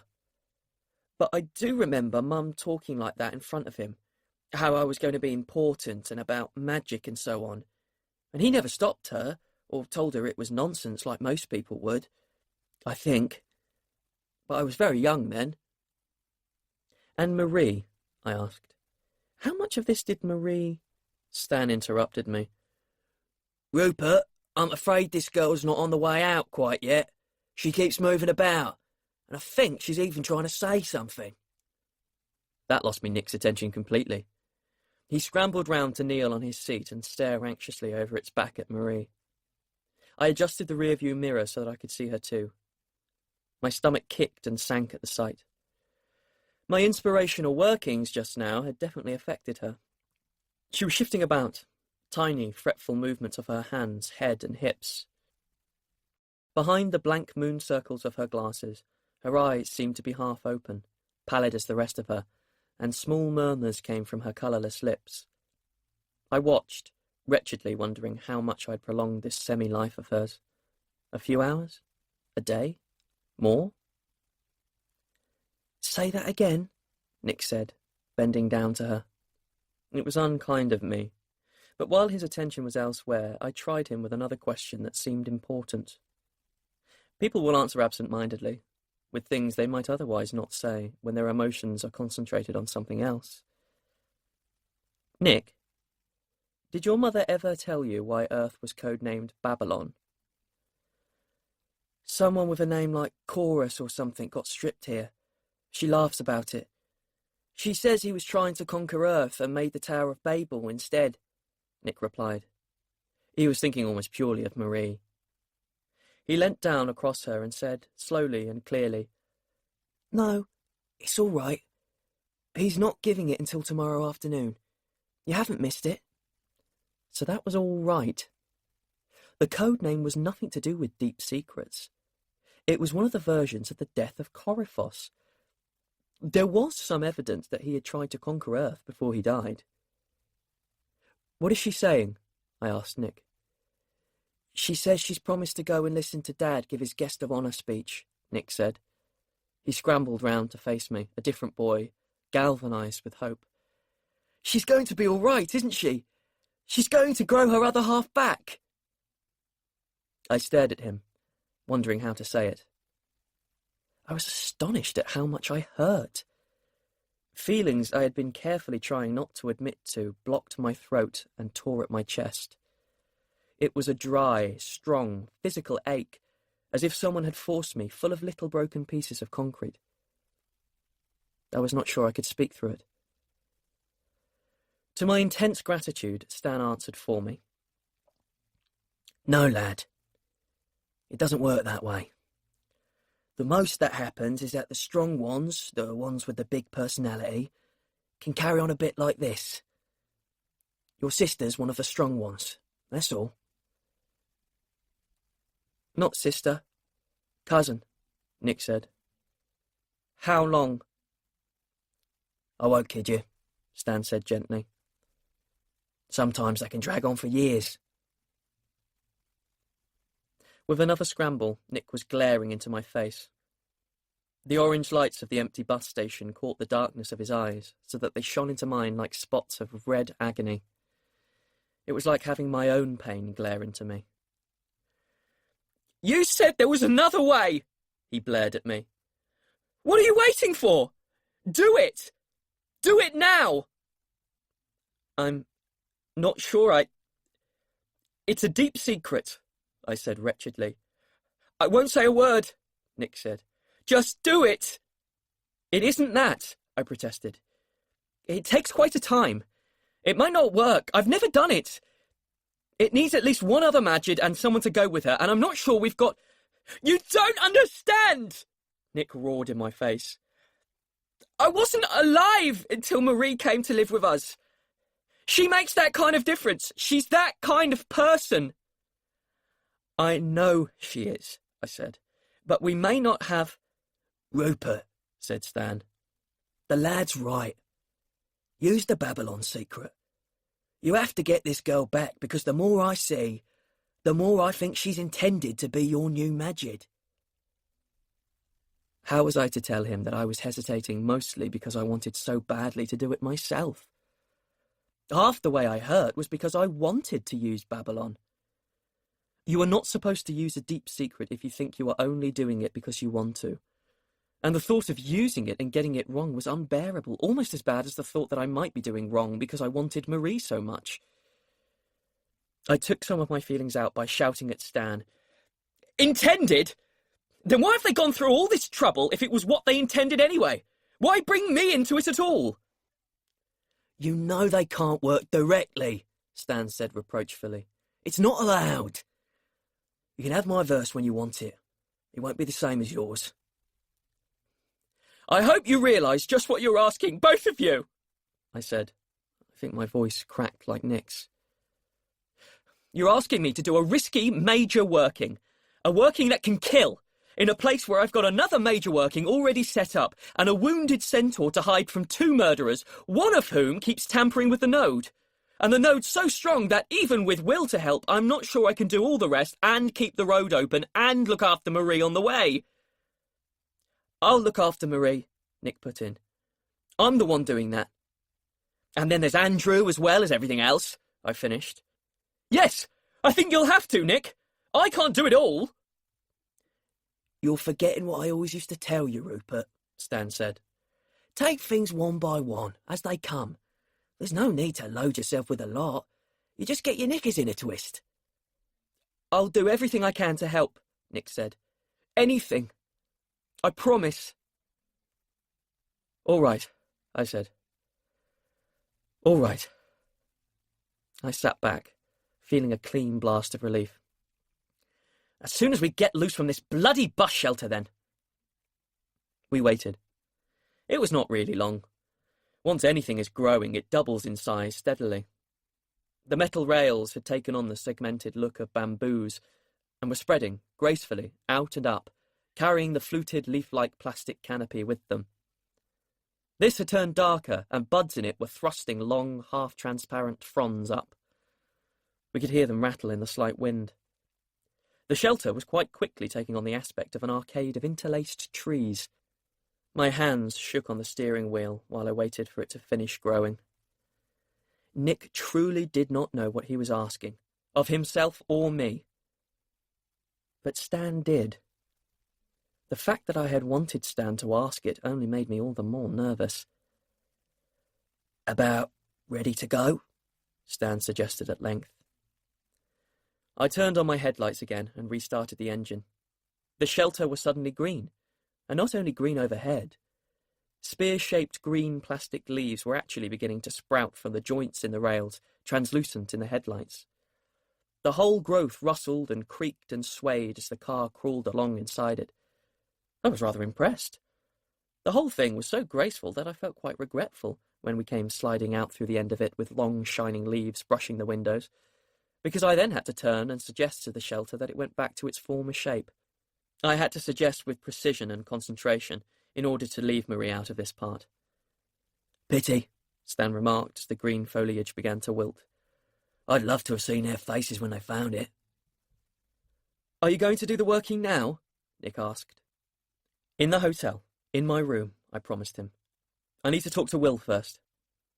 I drove to the hotel as fast as the one-way system would let me. My poor car rattled and seemed to limp a little, with a clank underneath in the chassis somewhere. As we rattled into the market street, Nick said, "They keep a wheelchair behind the reception desk. Shall I get it?" We stopped outside the main entrance for Nick to do that. His door would not open. I had to do a small working to spring the lock, and after that the door would not shut. We limped into the staff car park with the offside door swinging and stopped beside Will's pseudo Land Rover. I was heartily glad to see it there. I needed Will. I could not even express to Stan how much.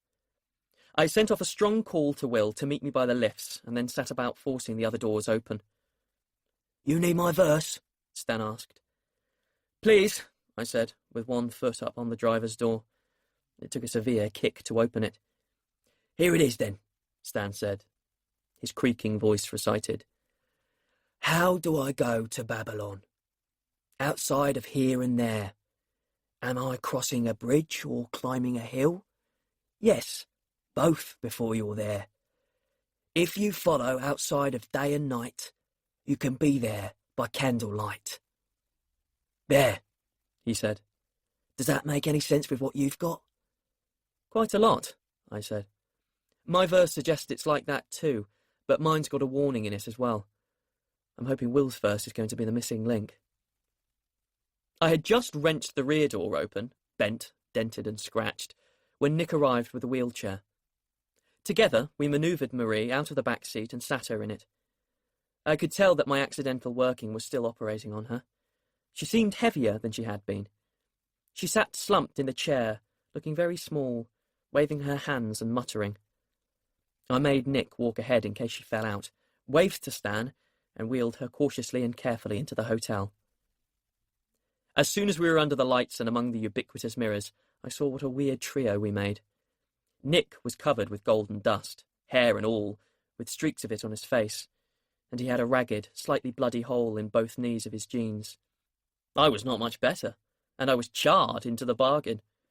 My good suede jacket was black and crisp in front. Holes had been burnt randomly in my trouser legs.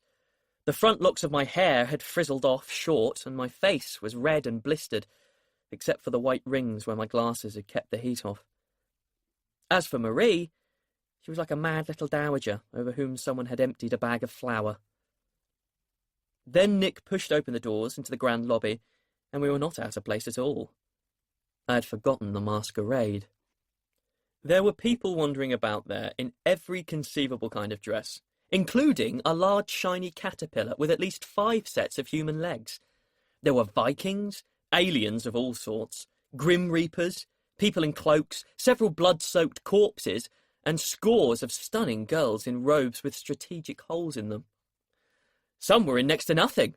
One, whose costume consisted of 2 leather straps and thigh-high red boots, caused Nick's head and mine to whip round after her. We nearly lost Marie over that. The sudden laughing, vivid crowd seemed to make Marie very restless. She stirred from side to side of her chair and made several attempts to get out of it. While Nick and I were distracted by the straps and red boots, she succeeded. Nick ran after her frantically, diving among aliens and tripping on the train of a queen. He caught her beside the caterpillar. We had just got her back, coaxed her into the chair and set off again, when we found ourselves face to face to face with Rick Corrie as himself and two young gentlemen tightly laced into bright silk crinolines, each carrying a fringed parasol. "Those are interesting costumes," one of them fluted at us, and the other asked, in a strong countertenor, "What section are you three entered in?" Nick, who appeared to know them well, answered airily, "Extraterrestrial, of course. We're victims of a mining disaster out in Tau Centauri." "Oh," said Rick Corrie. "Maybe that accounts for the rumour. I heard you were coming as a centaur, Nick." Said Nick. "I was, but the legs wouldn't work. We did this instead at the last minute." Nick was sweating as we finally pushed Marie out into the corridor beyond. He wiped golden dust around his face with his sleeve and said he hoped we didn't meet anyone else. Naturally, the next turn in the corridor brought us slap up against Ted Mallory and Tina Giannetti, who both stared. "Nice idea. Shame about the execution," Ted Mallory said. "You all look terrible. What have you done to yourself, Marie?" Marie recognised him. She mumbled and shifted. I said hurriedly, "She's the Moon Dowager from that short by H.C. Bland's." Mallory, of course, had never heard of the story, but, as I had hoped, he did not like to admit it. He took Giannetti's arm and moved on, saying, "Well, on with the motley, Tina." But he was faintly suspicious, enough to turn and look at us over his shoulder, and to add in a slightly puzzled way, "I like that costume even less than the centaur get-up, Nick. Don't expect me to award you any prizes." We rounded the corner to the lifts, feeling limp, both of us. Neither lift was there.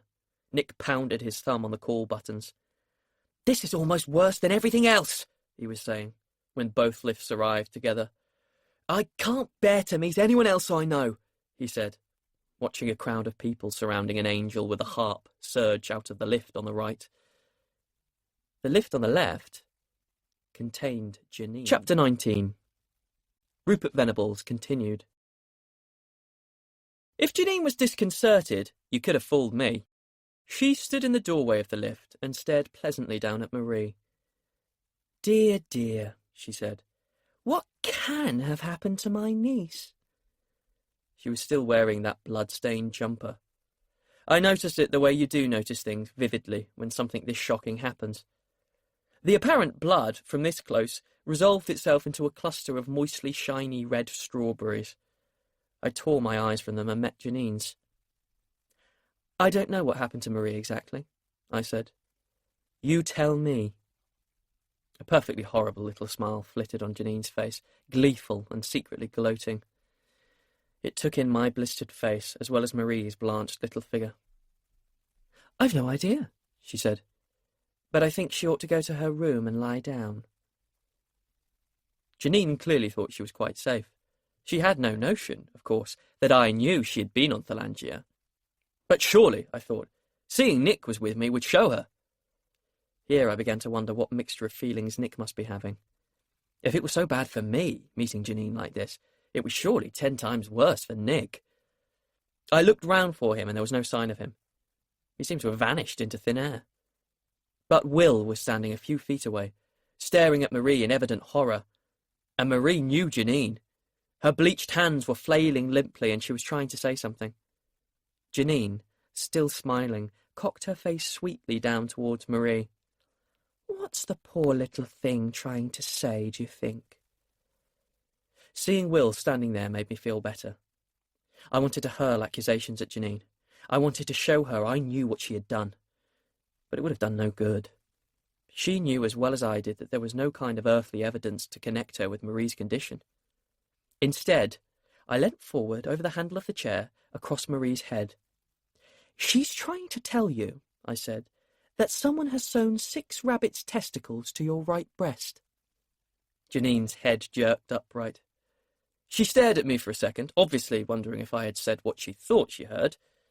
Then she settled for looking puzzled and distant, turned and stalked gracefully away. Will pounced forward. My God, Roop! What the hell? Get in the lift with us, I said, and I'll tell you. I looked round again for Nick, but he was still nowhere to be seen. It was the deftest vanishing trick I'd ever come across. I just hoped he would turn up again. Will and I crowded into the lift beside the wheelchair and its drooping white occupant, and I gave Will a summary of events as we hummed slowly upwards. Lord, he said, no wonder you look such a mess. And I've never heard even you be that rude to a strange woman before. I couldn't think what... And what about the centaur, Rob? We'll get it out of him somehow, I said. But I think you saved his life by running into him. He was obviously supposed to take them back to Thalangia with him. But what are you going to do about Janine and this man White? Will wanted to know. There's no evidence against them except Nick's, and she's his mother. I know, I said, and I'm going to have to send Nick to Babylon with Marie, if he turns up, so we could lose that evidence anyway. I looked up at the indicator and found we were passing the 4th floor. Nearly there. Will, tell me your Babylon verse. I need it. You certainly will, he said. It's the central one. And he recited rapidly. How hard is the road to Babylon? As hard as grief or greed. What do I ask for when I get there? Only for what you need. If you travel in need and travel light, you can get there by candlelight. The lift stopped and the door opened as he finished. I pushed Marie out, saying, Thanks. Yes, that sounds central. As I said it, the other lift opened and Nick stepped out. He was looking so shut away and non-committal that all I liked to say to him was, Oh, there you are. Come to my room and I'll get us something to eat from room service. I'm not very hungry, he said. Maybe you aren't, Will told him cheerfully, but I am. I can eat anything you can't manage. That was the right approach with Nick, seemingly. Nick came along beside us as I trundled Marie round the first mirrored corner and along the corridor beyond. The node had been tampered with again. We turned another corner and still had not reached my room. It occurred to me to wonder if this happened whenever Graham White made transit to or from Thalangia. I asked Will. Not only that, he said, someone else has been at it too. Your room's been further off every time I've been up here. This time it was so far off that we reached Nick's room first. Nick said he wanted to get a sweater and would catch us up.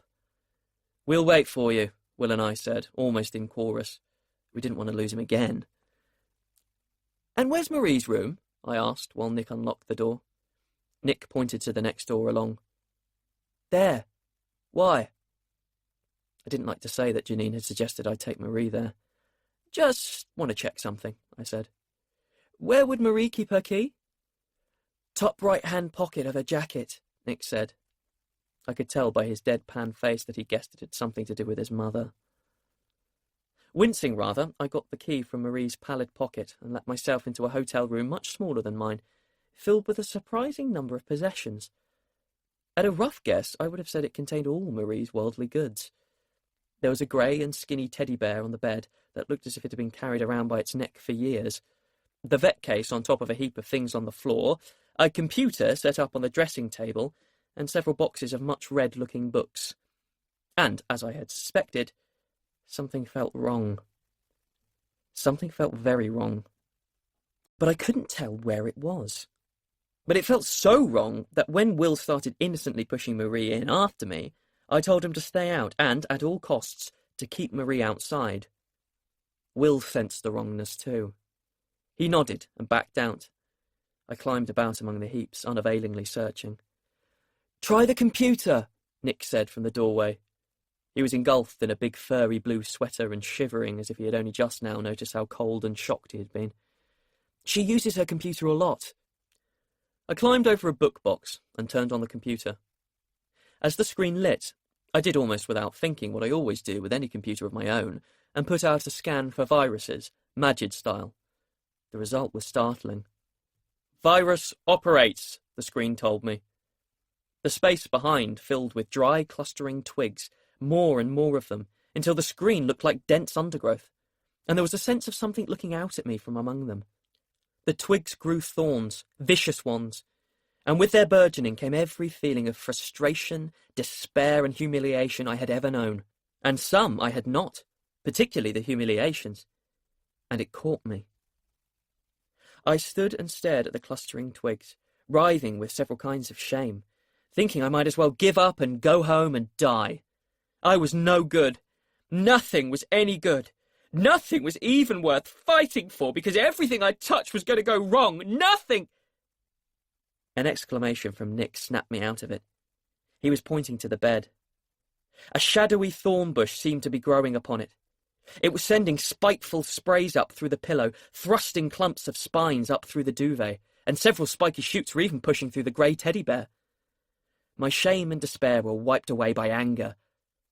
So this was why Janine wanted Marie to lie down. No doubt, the original intention was to have left Marie stripped in the lane for Dacros to find along with the other murdered heirs, and she must have been quite annoyed, Janine, to find I had retrieved Marie.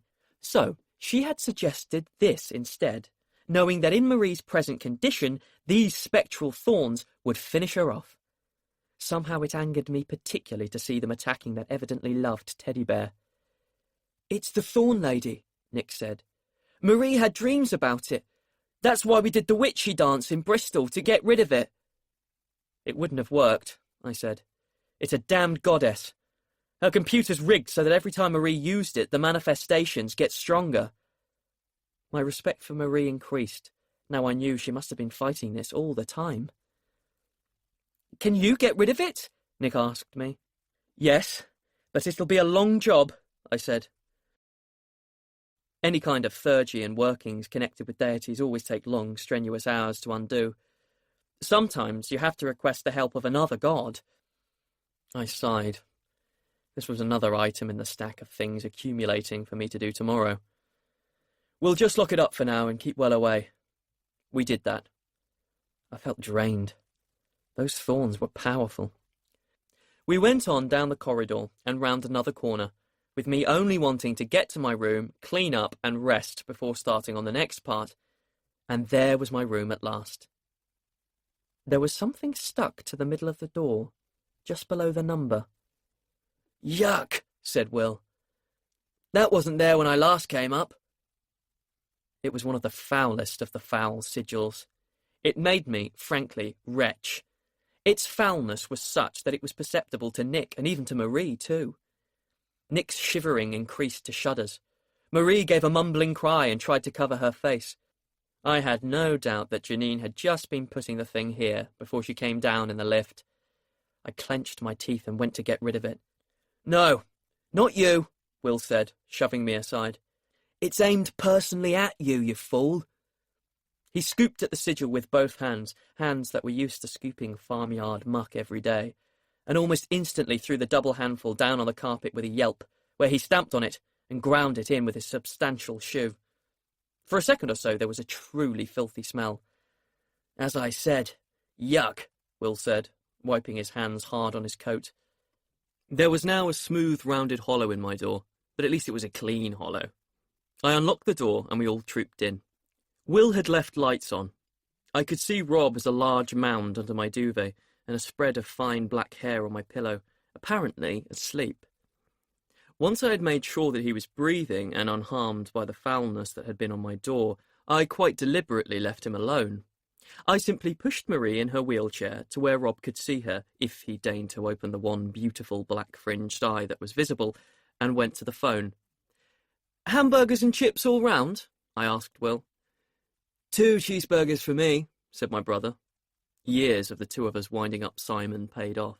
I didn't even have to wink at him. He went on innocently, "What do centaurs eat? They're all vegetarians, aren't they?" "I don't know," I said, which was true. "Perhaps I'd better order a veggie burger and a bit of lettuce for him." "Veggie burgers are full of additives. Could do damage to his stomach. You'd better not," Will said callously. "But on the other hand, the meat in most hamburgers could be horse." Here Nick tumbled to what was going on and nearly gave the game away by laughing. Will and I both glared at him. I said anxiously, "So, he's faced with the choice of 2 things he can't eat. I don't think I'd better order any food for him at all. He seems to be asleep anyway. Will capped this with, "There's probably nothing on earth he can eat, you know. He'd better not have coffee, and I'm sure milk's bad for him. Even water's full of harmful chemicals." Here, Rob could take no more. He rose up on one elbow, looking surprisingly healthy considering what he had been through. "Oh, please," he said. "I'm very hungry. Isn't there really anything I can eat or drink?" "That depends," I said. "Do you eat meat?" "I love it," Rob said frankly. "And cheese and bread, and I'd even eat lettuce. And I do drink milk." "All right," I said. "Cheeseburgers, chips, and coffee all round, then." I picked up the phone, leaving Rob confronting Marie and, beyond her, Nick staring gravely and wonderingly at Rob. I took my time over the order, which was not difficult to do, since the room service waiter I spoke to showed signs of stress and kept asking me to repeat things. "And can you assure me, sir," he asked, "that the members of staff who deliver this meal will be spared the sight of, eccentric costumes?" I looked at Rob, who was very clearly trying not to look at Marie, and as a result kept meeting Nick's eye, and assured the man that everyone in my room was perfectly normal. "And can you give me exact directions, sir, as to the whereabouts of room 555? The harassed man continued. "Staff have unaccountably got lost tonight, and we are trying to avoid, further complaints." Here Rob tried to solve his problems by lying down again and pulling the duvet over his face. As I wanted him to remain off balance, I was forced to turn from the phone and ask, "Rob, do you eat hay?" "Hay?" Rob said, rising up aghast. "1 bale or 2?" I asked. "What?" cried Rob and room service almost simultaneously. "Sorry," I said into the phone. "We convention people have a strange sense of humour. Tell the staff member it was round 3 corners from the lift to room 555 when we came here just now." I turned from the phone and pulled up a chair so that I could sit facing Rob beside Marie. "Right," I said. "We'll have to wait for the food, so you can answer me a few questions while we wait." "I'll be happy to do that," Rob answered warily. "I doubt it," I said. "I'm going to want you to answer each question in 1 word only." "Who sent you here?" "Naros," Rob said, wide-eyed, sincere, and rather hurt. "And who told Naros to send you?" "I don't really see Naros taking orders from any—" "Rob," I said. 1 word. "Who?" I can't tell you," Rob said. His face paled, and he began looking so unwell that, despite what Stan had said, I felt a brute. "Okay," I said. "Who were you sent to fetch? 1 word." Rob's voice failed. He slumped back on his pillow. "Not me?" "No," Rob admitted, and his voice failed further. His eyes closed. "Perhaps you'd like to tell us, Nick," I said. Nick was now lying face down on the carpet. He looked up at me ruefully. "Marie," he said. "Rob said his uncle had to talk to her." "Not you as well?" I asked him. Nick shook his head. "But I wasn't going to miss something like that." Janine, I thought, couldn't know her son very well if she thought she could keep him away simply by not inviting him. But this sort of ignorance seems to be a failing in most mothers. My own mother obstinately fails to notice the queer things I do as a Magid, the queer things all 3 of her sons do. The conversation you and Rob and Marie had in the lift must have been quite interesting, I said. Nick and Rob looked at one another. There was both exasperation and complicity in the look. "I hadn't thought you'd noticed," Nick said irritably. "Like to tell me about it?" I asked. There was a fairly long silence, broken only by a mutter from Marie. In it, I picked up the words, "Tell him," but I had no idea if she was instructing Nick to come clean or if the words were in fact, "Don't tell him." But it proved she was attending, and that impressed me. Even allowing for my accidental working, she was showing far more resilience than I expected. At length, Rob looked at me limpidly and said, "Well, I told Nick we were cousins, of course, but I thought I was going to pass out, and there wasn't time to say very much before you 2 hauled the lift back down," Nick cut in quickly. Did Rob explain how a centaur and a human could conceivably be cousins? I asked. It seems a little unlikely. Oh, by adoption, of course, Rob said. His beautiful features blazed with innocent sincerity. My Uncle Naros adopted Nick's mother as his sister. When was that? I asked him. I needed to ask why, but I knew Rob would not tell me that. 15 years ago, before she left the Empire, Rob replied. So Janine is definitely a citizen of Coryphos, I said. Rob nodded, eager to oblige. She was born in Thalangia. This, from a centaur, would be the truth. We had got somewhere. But I couldn't see us getting much further with Nick there, not if I was to have Nick's help with Marie. Will was looking at me anxiously, trying to convey this. All at once I felt deathly tired. I nodded at Will, suggesting he had a go at Rob now, and, fetching clean clothes out of a drawer, I went into the bathroom to wash and change. That felt a great deal better, even with the front of my hair missing. I put salve on my burns and came out. Will had made no headway. I could see at once. Rob was still shining with sincerity. Nick looked sulky.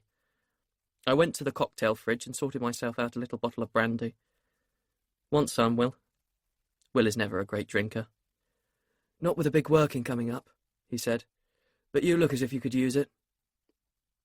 I turned round after the first heavenly, pungent, warming swig, wishing I could confront Rob with the death of Naros. He ought to be told, anyway. But with Nick there, I thought it safest to confront him with Marie instead. Do you know what's happened to her? I said, pointing to the wheelchair. Rob's eyes reluctantly travelled to the little bent, blanched figure. She's been stripped, hasn't she? I heard they go pale like that. That is correct, I said. Marie was stripped. Furthermore, the gate opened into the heart of a volcano, and that wasn't an accident. The other half of her was destroyed. I took another swig from the little bottle, watching Rob across it, hoping this might make a dent in his huge, false innocence. Perhaps it had. He was looking pale and ill again, but this time I thought it was genuine. Unfortunately, the room service waiter arrived just then, with praiseworthy promptness, bearing a vast tray loaded with cheeseburgers, an outsized basket of chips, and an enormous pot of the hotel's excellent coffee. I gave the guy a large tip. The way the node was behaving, he deserved it, although I shuddered a little at how much this extended weekend was costing me. When I had leisure to look at Rob again, the colour was back in his brown cheeks, and he had the slightly smug look of someone who thinks he has successfully wriggled out of an unpleasant situation. I haven't finished with you yet, my lad, I thought. But for that time, we were all preoccupied with food, even Nick, who, as I expected, found the smell of it irresistible and tore into the chips. Marie, to everyone's distress, seemed unable to eat. Nick induced her to drink some sugary coffee at least, leaning over her with surprising patience, coaxing and encouraging, while Will and Rob cheerfully demolished Marie's share of the food. It was quite a sight to see Rob sitting up and munching into a cheeseburger, his dark eyes sparkling, and a hoof or so trailing out from under my duvet. Centaurs not only recover quickly, they need to eat a lot. So too, it seems, do quack chicks. I had clean forgotten them, and I couldn't think what was happening when two fluffy yellow bundles emerged from under my bed, cheeping urgently. Will fed them pieces of bread and a chip or so. And their effect on Marie was quite startling. She sat up, leant forward, and followed the little birds with her eyes, avidly. There was even a faint smile on her pinched, colourless face. Of course, I remembered. She was going to be a vet. She had clearly been led to it by a love of small creatures. Before she could lapse again into mumbling semi-life, I cleared the tray away and tipped every scrap and crumb left on the carpet in front of the wheelchair. The chick sped eagerly to the heap, and Marie leant over, watching. Right, I said. Time for serious stuff. Rob, we are going to perform one of the deep secret workings here, and you are going to witness it perforce. I must ask you to swear not to speak of it to anyone. You could put a geese on him, Will suggested. Please, said Rob. I swear not to say a word. I'll make myself sleep if you like. No need, as long as you swear, I told him. He swore, formally and devoutly, by the name of Coryphos the Great. Will winked at me. Got enough candles, Roop? Mine are all down in the ground raker. Shall I get them? Just as Marie seemed to travel everywhere with her vet case, I never go anywhere without a bag ready packed with the things I might need for a working. I fetched it from the stand and checked. I had 18 plain white candles and a stack of wire stands for them. These are enough, I told Will. I don't want anyone leaving this room until we're through. There are at least 2 powerful hostiles out there. You start setting up the strongest wards you can. I'll find the road and explain to Nick. We both stood with our backs to the door, concentrating. I could feel Will building something so thick and strong that I began to feel as if I was working in a vault. He was doing it very carefully, separating us from the node and keeping us that way. I was grateful for that. It meant that I could put my entire mind to thinking through the Babylon verse that was mine, my piece of the deep secret. Where is the road to Babylon? Right beside your door. Can I walk that road whenever I want? No, 3 times, and no more. Nick and Rob were staring at us with nearly identical awed respect. Nick suddenly said, throatily, I need to pee. Is that all right? Get it over with now, I said. Rob too. Go on. Nick sped to the bathroom. Rob slid all 4 hooves carefully to the floor, tossed aside the duvet, and heaved upright. Yo! He said. His hand clapped itself to Marie's numerous stitchings along his side. Marie's eyes turned to him with blurred professional interest. She was definitely more alive than she had been. She watched Rob as he tottered gingerly around the quack chicks and across to the bathroom. I supposed there was just space in there for him. Nick could help him. I turned my mind back to the rhyme again. The road was there in the room, of course, more or less at my feet. It always would be, for me or anyone, since it was, in some sense, like itself. This Babylon working was old, basic magic. I ignored Nick coming back, and then Rob, and paced out the part of it that lay inside the room. It lay in an odd slantwise way.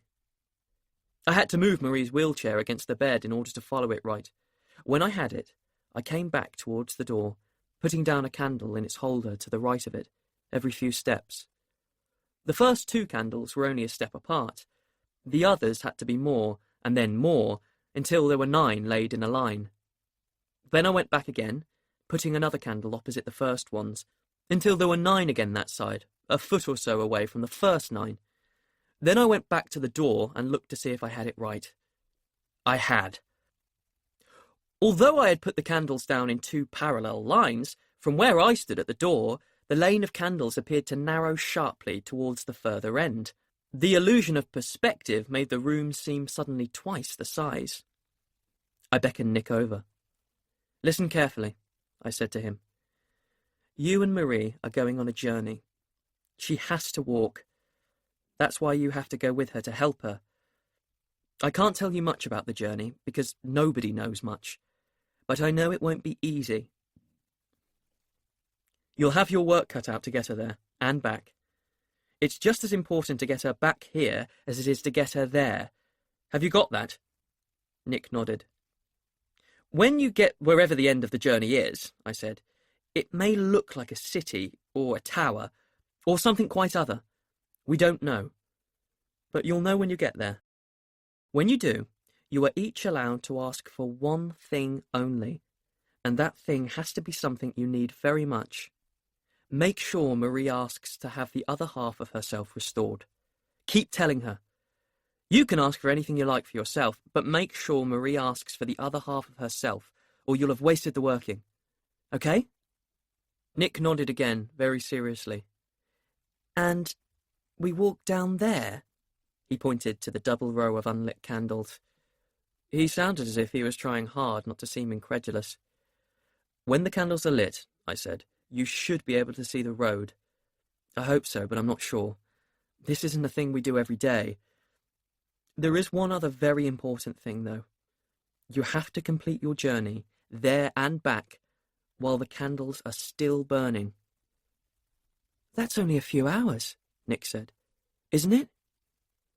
I'll be working hard to force them to burn as slowly as possible, I said. But yes, you can't afford to hang about. Try to keep going, whatever happens. Have you got all that? Are you ready? Nick nodded. I went and helped Marie out of the wheelchair, small and tepid and light in my hands. She stood all right. She even walked when I tugged at her, but she went in a slow, tremulous shuffle, with her head bent limply sideways, watching the quack chick still. Nick took hold of her firmly by her other arm. "Come on, Marie," he said. "You've got to walk. You've got to fight. You know how strong you can be when you get fierce. Get fierce! Come on!" Marie responded to this. Her head went round to look at Nick, and I saw her lips mumble what seemed to be the word fierce. One hand made a small vestigial gesture, trying to push her glasses up her nose. "That's it," Nick said. He led her up beside the door, to the start of the 2 lines of candles. "What do we do now?" "Will and I light the candles," I said, "and we'll say the words while we do. You join in with the part you know, and the moment you see the rest of the road, start walking. Ready?" Nick, with Marie draped against him, gave a forced smile. "Going, ready or not?" Will and I hurried to the far end of the line of candles. We both had petrol lighters. Candles are harder to light with those, but you do all old magics by striking flint with steel if you can. As soon as we had the first 2 candles alight, we went on to the next pair and began speaking the well-known part of the secret. Like all old spells, it contains its own instructions. "How many miles to Babylon?" 70 miles and 10. "Can I get there by candlelight?" "Yes, and back again. If your feet are speedy and light, you can get there by candlelight." Rob was saying the words too, I noticed. Interesting. Marie seemed to be murmuring them along with Nick. Nick spoke them out with a will, until I saw him realise that he was going to have to coax Marie along through 70 miles, no, 140 miles, before these candles burnt out. He faltered a little and stared at me in some horror, but he kept on speaking the verse. I spoke my own verse next. That seemed to me to be where it should come. "Where is the road to Babylon? Right beside your door. Can I walk that way whenever I want? No, 3 times and no more. If you mark the road and measure it right, you can go there by candlelight." Halfway through this verse, Nick's eyes widened. I could see him focus on something well beyond the walls of the room. He pulled at Marie, and they both began slowly to walk forward, between the 2 rows of candles. We moved towards them, striking light from increasingly hot lighters, lighting a candle, moving on. I said Stan's verse next. "How do I go to Babylon? Outside of here and there. Am I crossing a bridge or climbing a hill? Yes, both before you're there. If you follow outside of day and night, you can be there by candlelight." By that time we were on the last 2 candles. Even at Marie's slow shuffle, she and Nick had nearly reached the wall of the room. Will struck a light. It burned him, and his face pursed up with pain as he said his verse. "How hard is the road to Babylon? As hard as grief or greed. What do I ask for when I get there? Only for what you need. If you travel in need and travel light, you can get there by candlelight." We lit the last 2 candles, both stifling exclamations of pain from hot lighters, crouched in the awkward space beside the door. From there, to my awe and relief, we could see the road. It wound into undulating dark distance beyond the 2 candles at the end, and it seemed to be made of, or picked out in, faint grey light. There was a sketch of a countryside out there, but awesome because it was on a different plane from the carpet and curtains surrounding it. As Stan's verse stated, it was entirely outside here and now. I was relieved, because the old magic had worked and, thanks to Will, worked without so much as nudging the node, and because it is so much easier to hold open a road you can actually see. And whatever plane it was on, the physical presence of the place out there was undeniable. There was a sharp downward slope in the road just beyond the two final candles. Nick and Marie were going down it, only visible from Marie's head upwards as they went. This meant they were going out of earshot. I was glad. There was still one more verse to say, and I hoped they would not hear it. Rob again joined in as Will and I recited it. How long is the way to Babylon? 70 years and 10. Many have gone to Babylon, but few come back again. If your feet are nimble and light, you can be back by candlelight. Nothing could have been less nimble and light than Marie's faltering feet. It seemed an age before the two of them came into view again in the dark distance, going slowly up the next looping incline in the dim grey road, a large dark figure and a small bleached one, the large figure most gently and solicitously helping the small one along. "Phew," said Will, sucking his sore fingers. "How come?" he asked Rob. "You know that last verse too?" "It's a nursery rhyme," said Rob. "Everyone on Thalangia knows those 2 verses." "But you are mage trained, aren't you?" Will said. "Yes," Rob admitted. He would have to be, I thought, for Naros to have sent him here. And I was very glad that we on Earth only know just the one verse. Nick would have been far less. Chapter 20. Rupert Venables continued. I took the wheelchair over to the awkward space by the door and sat in it while I concentrated, first on keeping that road established and in sight, and then on slowing the candle flames into 18 small twinkling flamelets. After that, I checked the node, it was still undisturbed, and Will's warding, which was in place like rock around us. It all took a while. Nick and Marie had traversed the next slope and became too small to see in the dimness out there, before I felt I could release any of my attention from it. When I did, I found that Will had established himself in the frilly chair we had pushed against the bathroom door, and the quack chicks had gone to roost under it. Rob was very studiously asleep. "Rob," I said. "Rob." He woke up artistically. "Yes?" "Rob," I said, "there are 1 or 2 things I couldn't talk to you about with Nick here. First, I'm afraid that your Uncle Naros is dead." I had to stop there. Rob cried. He cried like the centaur Chris had cried, tears swelling from his eyes and pouring down over his brown cheeks and shapely mouth, while he stared piteously from Will to me. He seemed unable to speak for some time. We did not like to interrupt his grief. At last he shakily wiped his face with his hands and managed to say, "How?" "Someone shot him with an Earth-style gun," I said.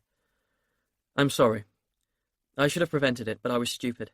I had no idea what was going on." I felt terrible, because Rob had so clearly loved that old granite statue of a centaur. And I had not seen, even though I had realised that the youngsters at the gate had not been waiting for me, that Naros was deep into double-cross and danger. I had bungled everything I put my hand to lately, from the trial of Timotheo onwards, and it took the tears of a centaur to make me see it. "How old are you, Rob?" Will asked kindly. 18, Rob said, on a deep groaning sob. That was old enough for Rob to find a life of his own, I thought, so long as his outlook had not been permanently narrowed by his austere upbringing in that colony. "And you did say you had other family to go to?" Will asked. Rob nodded. Rob took to Will, I could see. Will was the rough but subtle and kindly countryman type that centaurs most appreciated. "My mother's still alive," Rob said, with another sob. But she'd never been well since she had me." I could see he felt guilty about this. I sighed, both because the guilt was so pointless, and because I saw I was going to have to be the hard man of this interview. I opened my mouth to speak, but before I could, Will said, "And your father, Rob? Is he still alive?" Rob's chin came up. His hand went to that gold medallion of his, and his tear-filled eyes stared proudly into Will's earnest ones. "My father is dead," he said, He was the Emperor. That confounded me. I had been thinking along quite other lines, and this threw all my ideas about. Will looked as confused as I felt. Then, Will said, rather feebly, your mother and Naros must be from a very good family. From the highest bloodlines, Rob agreed proudly. We sat and stared at this hurt and desolate centaur prince for a moment. Then I said, Rob, there are some other things connected with your uncle's death that I think you ought to... There was a strong thumping from behind me, from outside my door. Whoever it was could not get through Will's warding and was not able to knock on the door. They seemed to be pounding on the carpeted floor of the corridor instead. Presently there were shouts, muffled and distant at first, then stronger and clearer as the man outside discovered how to project his voice through the layers of protection. Venables! Venables! Venables, do you hear me? The fact that I could hear him was alarming. He seemed to have done it by sliding his voice through Will's working and latching it onto my own, more normal warding beneath. That took great skill and a lot of power. My first thought was to pretend I hadn't heard. One often only knows that a magic has worked when people react to it. I looked at Will, and then at Rob, to warn them to keep quiet. And it was clear Rob had recognised the voice. His head was up. He looked as if he was about to shout back, then thought better of it. Venables! It was a strong yell. Who is it? Will asked Rob, genuinely not knowing. Gramos, said Rob. He was surprised and puzzled. He lives in Thalangia. Why is he here? Graham White, I said. He lives here too, Rob. Venables! I know you're there. Answer me! White yelled. I shan't go away until you do. Answer him. Get rid of him, Will muttered. I projected my voice back, pretending to be sleepy. Hello? What is it? You've got Nick Mallory in there, haven't you? White shouted. No, I haven't, I replied with some truth. Why? His mother's worried about him, yelled White. I shouted back again with some truth. I don't know where Nick is.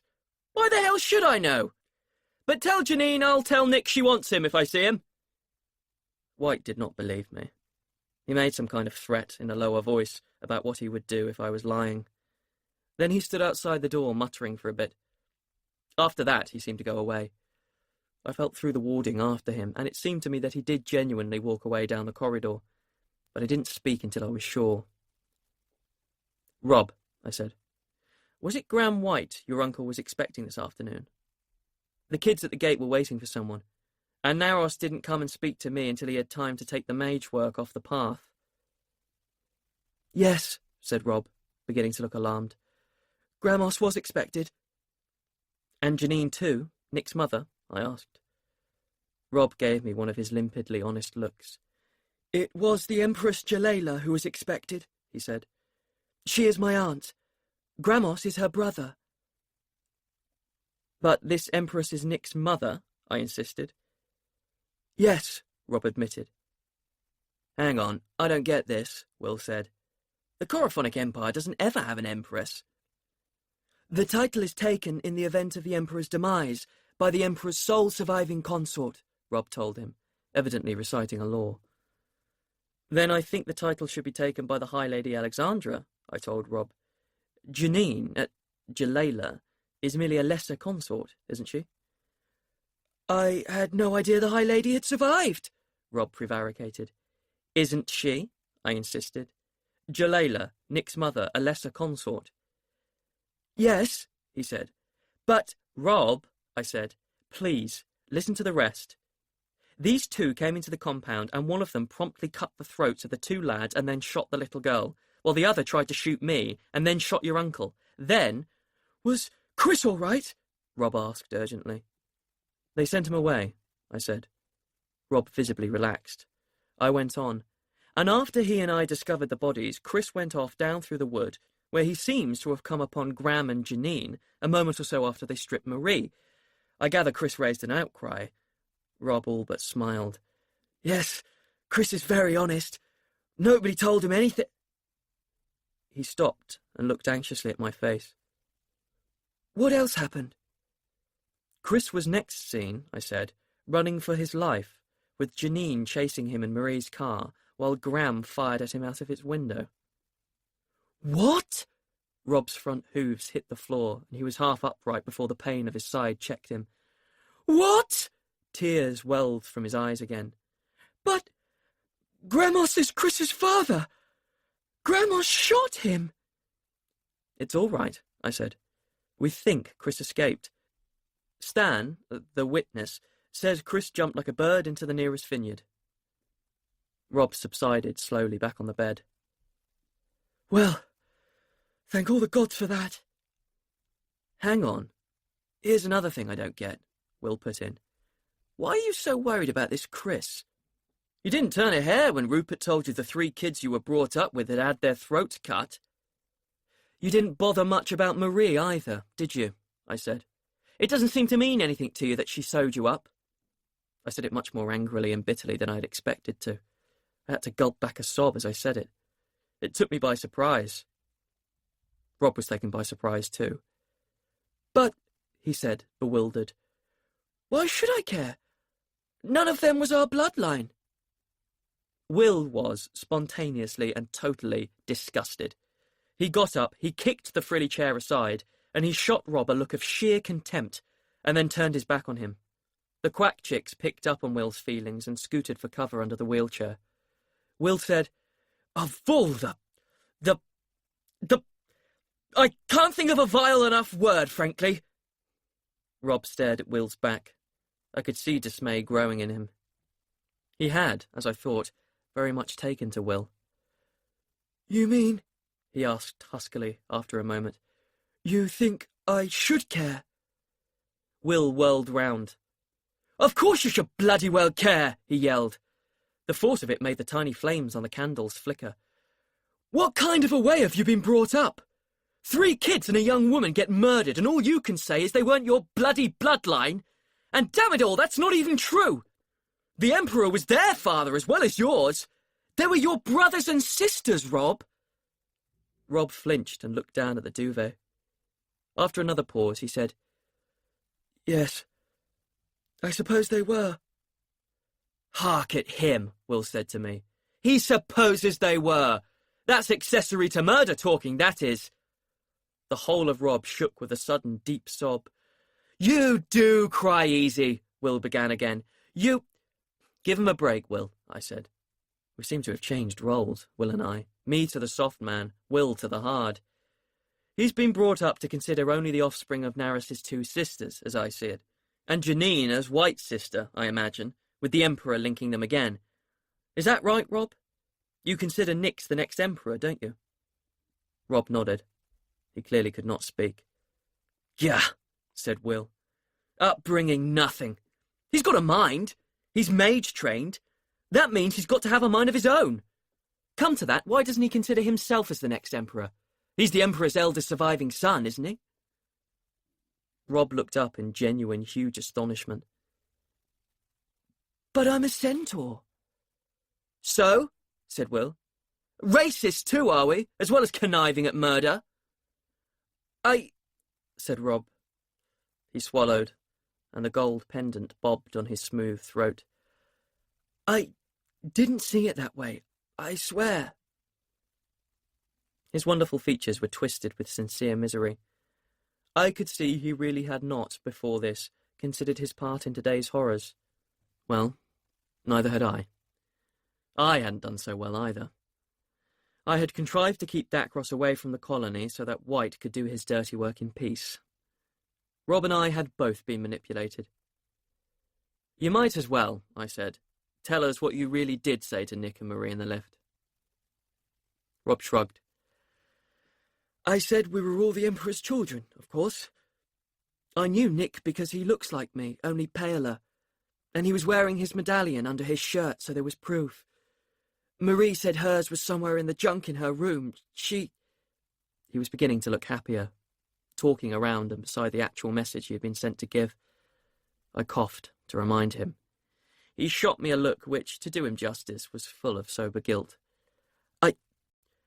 I had to tell Marie that Naros wanted to see her, he said, because she was the Emperor's eldest child and ought to take the throne. What did she say? I asked, with strong curiosity. She said she'd go and tell Naros to get stuffed, Rob said. I could imagine that. For what reason? No, don't tell me. Because she was going to be a vet?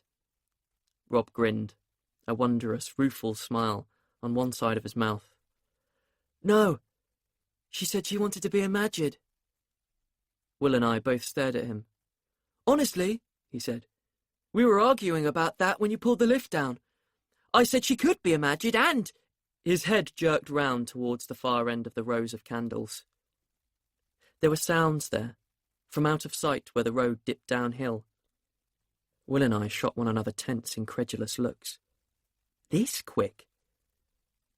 We could hear pebbles clinking, panting, and fast footsteps coming closer. Someone was definitely coming up.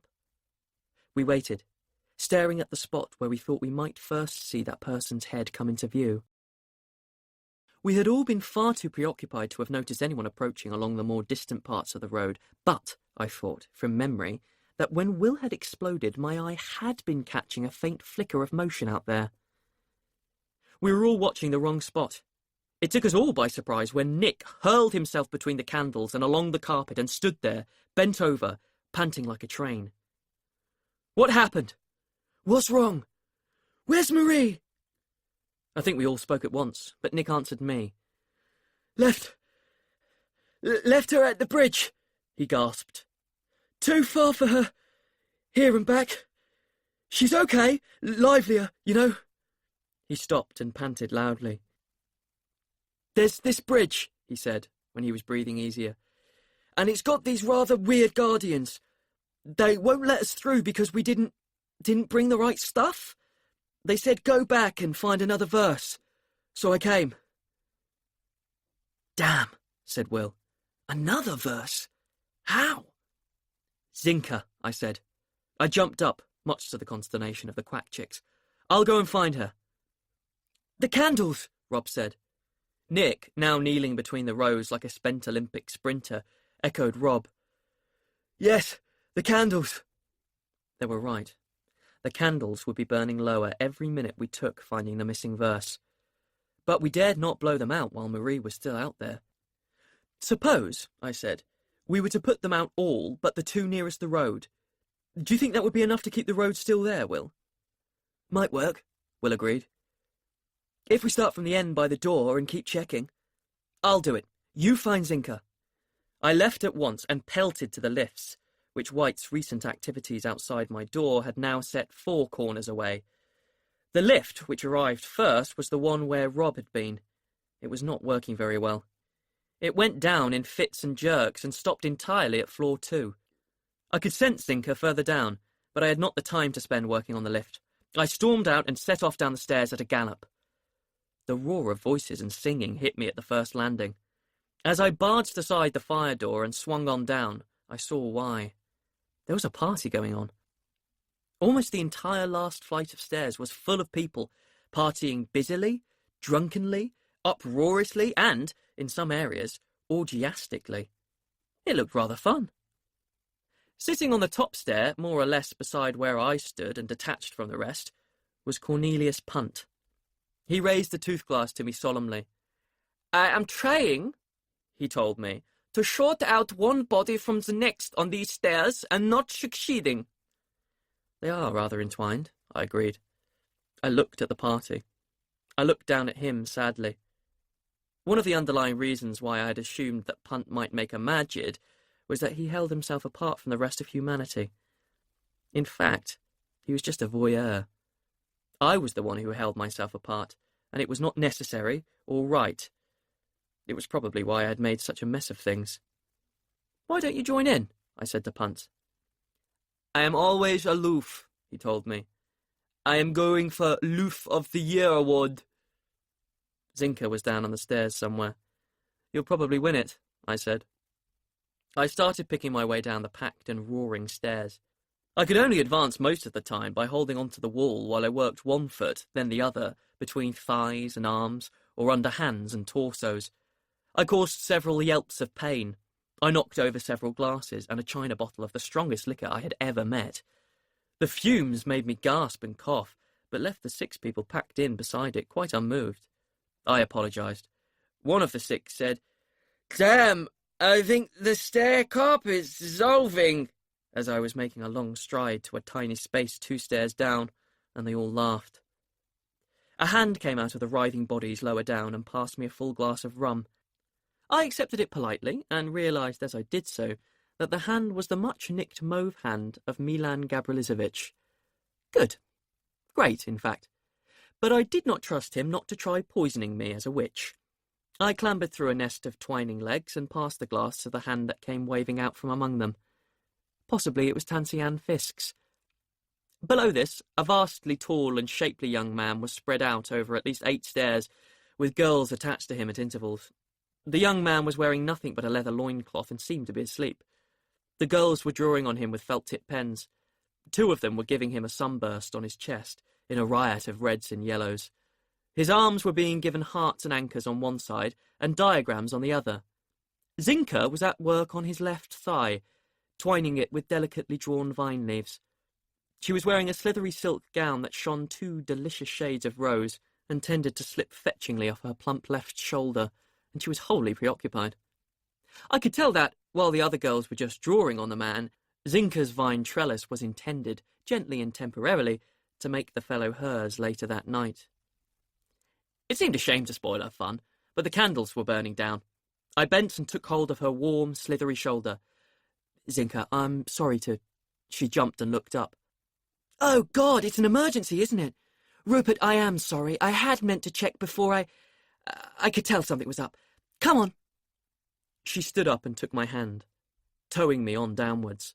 I would rather have gone up, but down was nearer and easier. Together we negotiated a fairly extreme orgy, and then forced our way between a row of 10 people swaying on the lowest step and singing. Then we had only to stumble among glasses and bottles into a clear space by the fire door. "Tell me," said Zinka. I was aware of Cornelius Punt up above, doing his trick of amplifying our voices. So was Zinka. She glanced up there and frowned at me, and we both cast up at him the illusion of a different conversation. 2 different conversations. We were too hurried to coordinate them. Them up there alone knows what Punt thought we were talking about. "It's like this," I said, and gave Zinka a rapid rundown of events. "Babylon," said Zinka. "Oh, my Lord, Rupert. You should have called me hours ago. Here's my verse for a start." The fire door beside us whammed open. Mervyn Thurles lunged through and stood looking up at the crowded stairs in huge disgust. "What a revolting display!" he said to us, as if he thought it was our doing. "And the lifts aren't working. How the hell am I supposed to get upstairs?" "Terrible," I agreed, remembering in time that I was supposed to be a fan of his. "Just pick your way up," Zinka told him cheerfully. "Kick people. They're all too drunk to notice." She pulled me the other way, out through the fire door, adding, "Or some are. With any luck, someone will kick you back." By this time, we were in the relatively open space beside the lifts. "It's all right," she said, seeing me staring anxiously back at the doors. "I laid it on Thurles to go up through the party, and I think we need to be down here anyway for the kitchens. Here's my verse. What shall I take to Babylon? A handful of salt and grain, water, some wool for warmth on the way, and a candle to make the road plain. If you carry 3 things and use them right, you can be there by candlelight." "Ah, of course," I said. "They should have been carrying the elements of life. I should have thought." "Kitchens," said Zinka. As we sped that way, she panted out, "I've plenty of candles. Wool's easy. So's water. It's the grain that's going to make problems."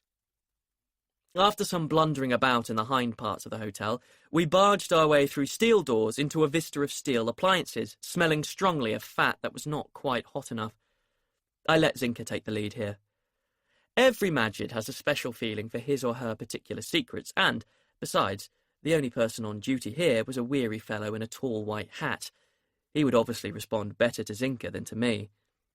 She set about him briskly. "It's very important we have something with whole grains in it," she told him.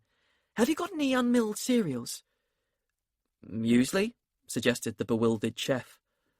Too many extras in it, Zinka said. Wheat or oats or barley in grains is what we're looking for. He did his best, poor fellow. His first offering comprised a packet of frozen sweet corn, a bag of flour, and a carton of porridge oats. Zinka smiled up at him, pink and silky, with her shoulder slithering bare, and made him try again. He came up with brown rice. It might do at a pinch, Zinka told him, but we need it European if possible. He came up with sesame seeds and groundsel, wholemeal bread and pumpernickel. Zinka took him kindly by the hand and led him away from the cupboards. While they were gone, I found some plastic bags. There were cruets lined up by the 100 on a shelf near the door, and I cavalierly emptied the salt out of them until I had a bagful. Then, furiously conscious of the candles dwindling on the top floor, I found a big strainer and attempted to sieve the porridge oats. Most of the grains were crushed, but I had succeeded in getting a couple of ounces of whole, uncrushed oat grains out of it when Zinka came hurrying back with a tin clutched to her chest. In it was a sparse rattling of wheat grains which the chef gloomily opined must have come off the outside of something. "Oh, good," Zinka said, seeing what I had been doing. "If we combine yours and mine and top it up with groundsel, sesame, and just a little of the rice, we should just about have 2 handfuls. Thanks, Chef. I love you. Come on, Rupert." We sped back to the centre of the hotel, clutching our 2 plastic bags. "I'm not sure what's wrong with the other lift," Zinka gasped, "but I'm afraid the far lift is my fault. And yours. You sure do put stasis on when you put it, Rupert. I couldn't get it off." "Oh, is that all it is?" I said. That was a relief. I hadn't fancied wading upstairs through that party again. When we reached the lifts, it was an easy matter to whip the remains of my stasis off the lift where Rob had taken refuge and haul it down. We shot up to floor 3 in it, where I waited with it while Zinka picked up her rosy skirts and pelted off to her room for candles. That wait was horrible. My watch said I had only been gone half an hour, and I couldn't believe it. I was afraid it had stopped. I was increasingly convinced that something had gone wrong. But whether it was something wrong in my room, 2 floors above, or some terrible thing that had happened to Marie waiting semi-lifeless in a land of shadows, I had no idea. I just wished Zinka would hurry. To do her justice, she did hurry. 2 minutes later, she pelted up from the opposite direction with her arms full of candles, genuine beeswax. I smelt the honey, gasping out that the node seemed to have gone doolally and her room was nearer this way now. I clapped us into the lift and we shot upwards. More node activity, I thought. Graham White again. A thought struck me. "By the way," I said, as we whirled past floor 4, "which of them do you think did which killing? They were both in it, I'm sure. There wasn't time for one of them to do it all." "Women very seldom cut throats," Zinka said decidedly. "She did the shooting." That fitted. Whoever shot at me had been slow, as if she was not entirely used to handling a gun, whereas Graham White, who ran a factory making small arms, must be quite an expert. "Thanks," I said. "Then he's the more dangerous of the 2. "Don't bank on it," Zinka said, as the lift slowed. "She's pure poison to my mind." The door went back. We stormed out and ran again, and turned corner after corner running. And there was a vista of corridor, with my door open halfway along it, and Will out in the corridor beside it, making a stooped and swooping chase after a madly running quack chick. Beyond him, in the distance, 3 people were walking briskly away. Graham White and Janine, with Nick between them.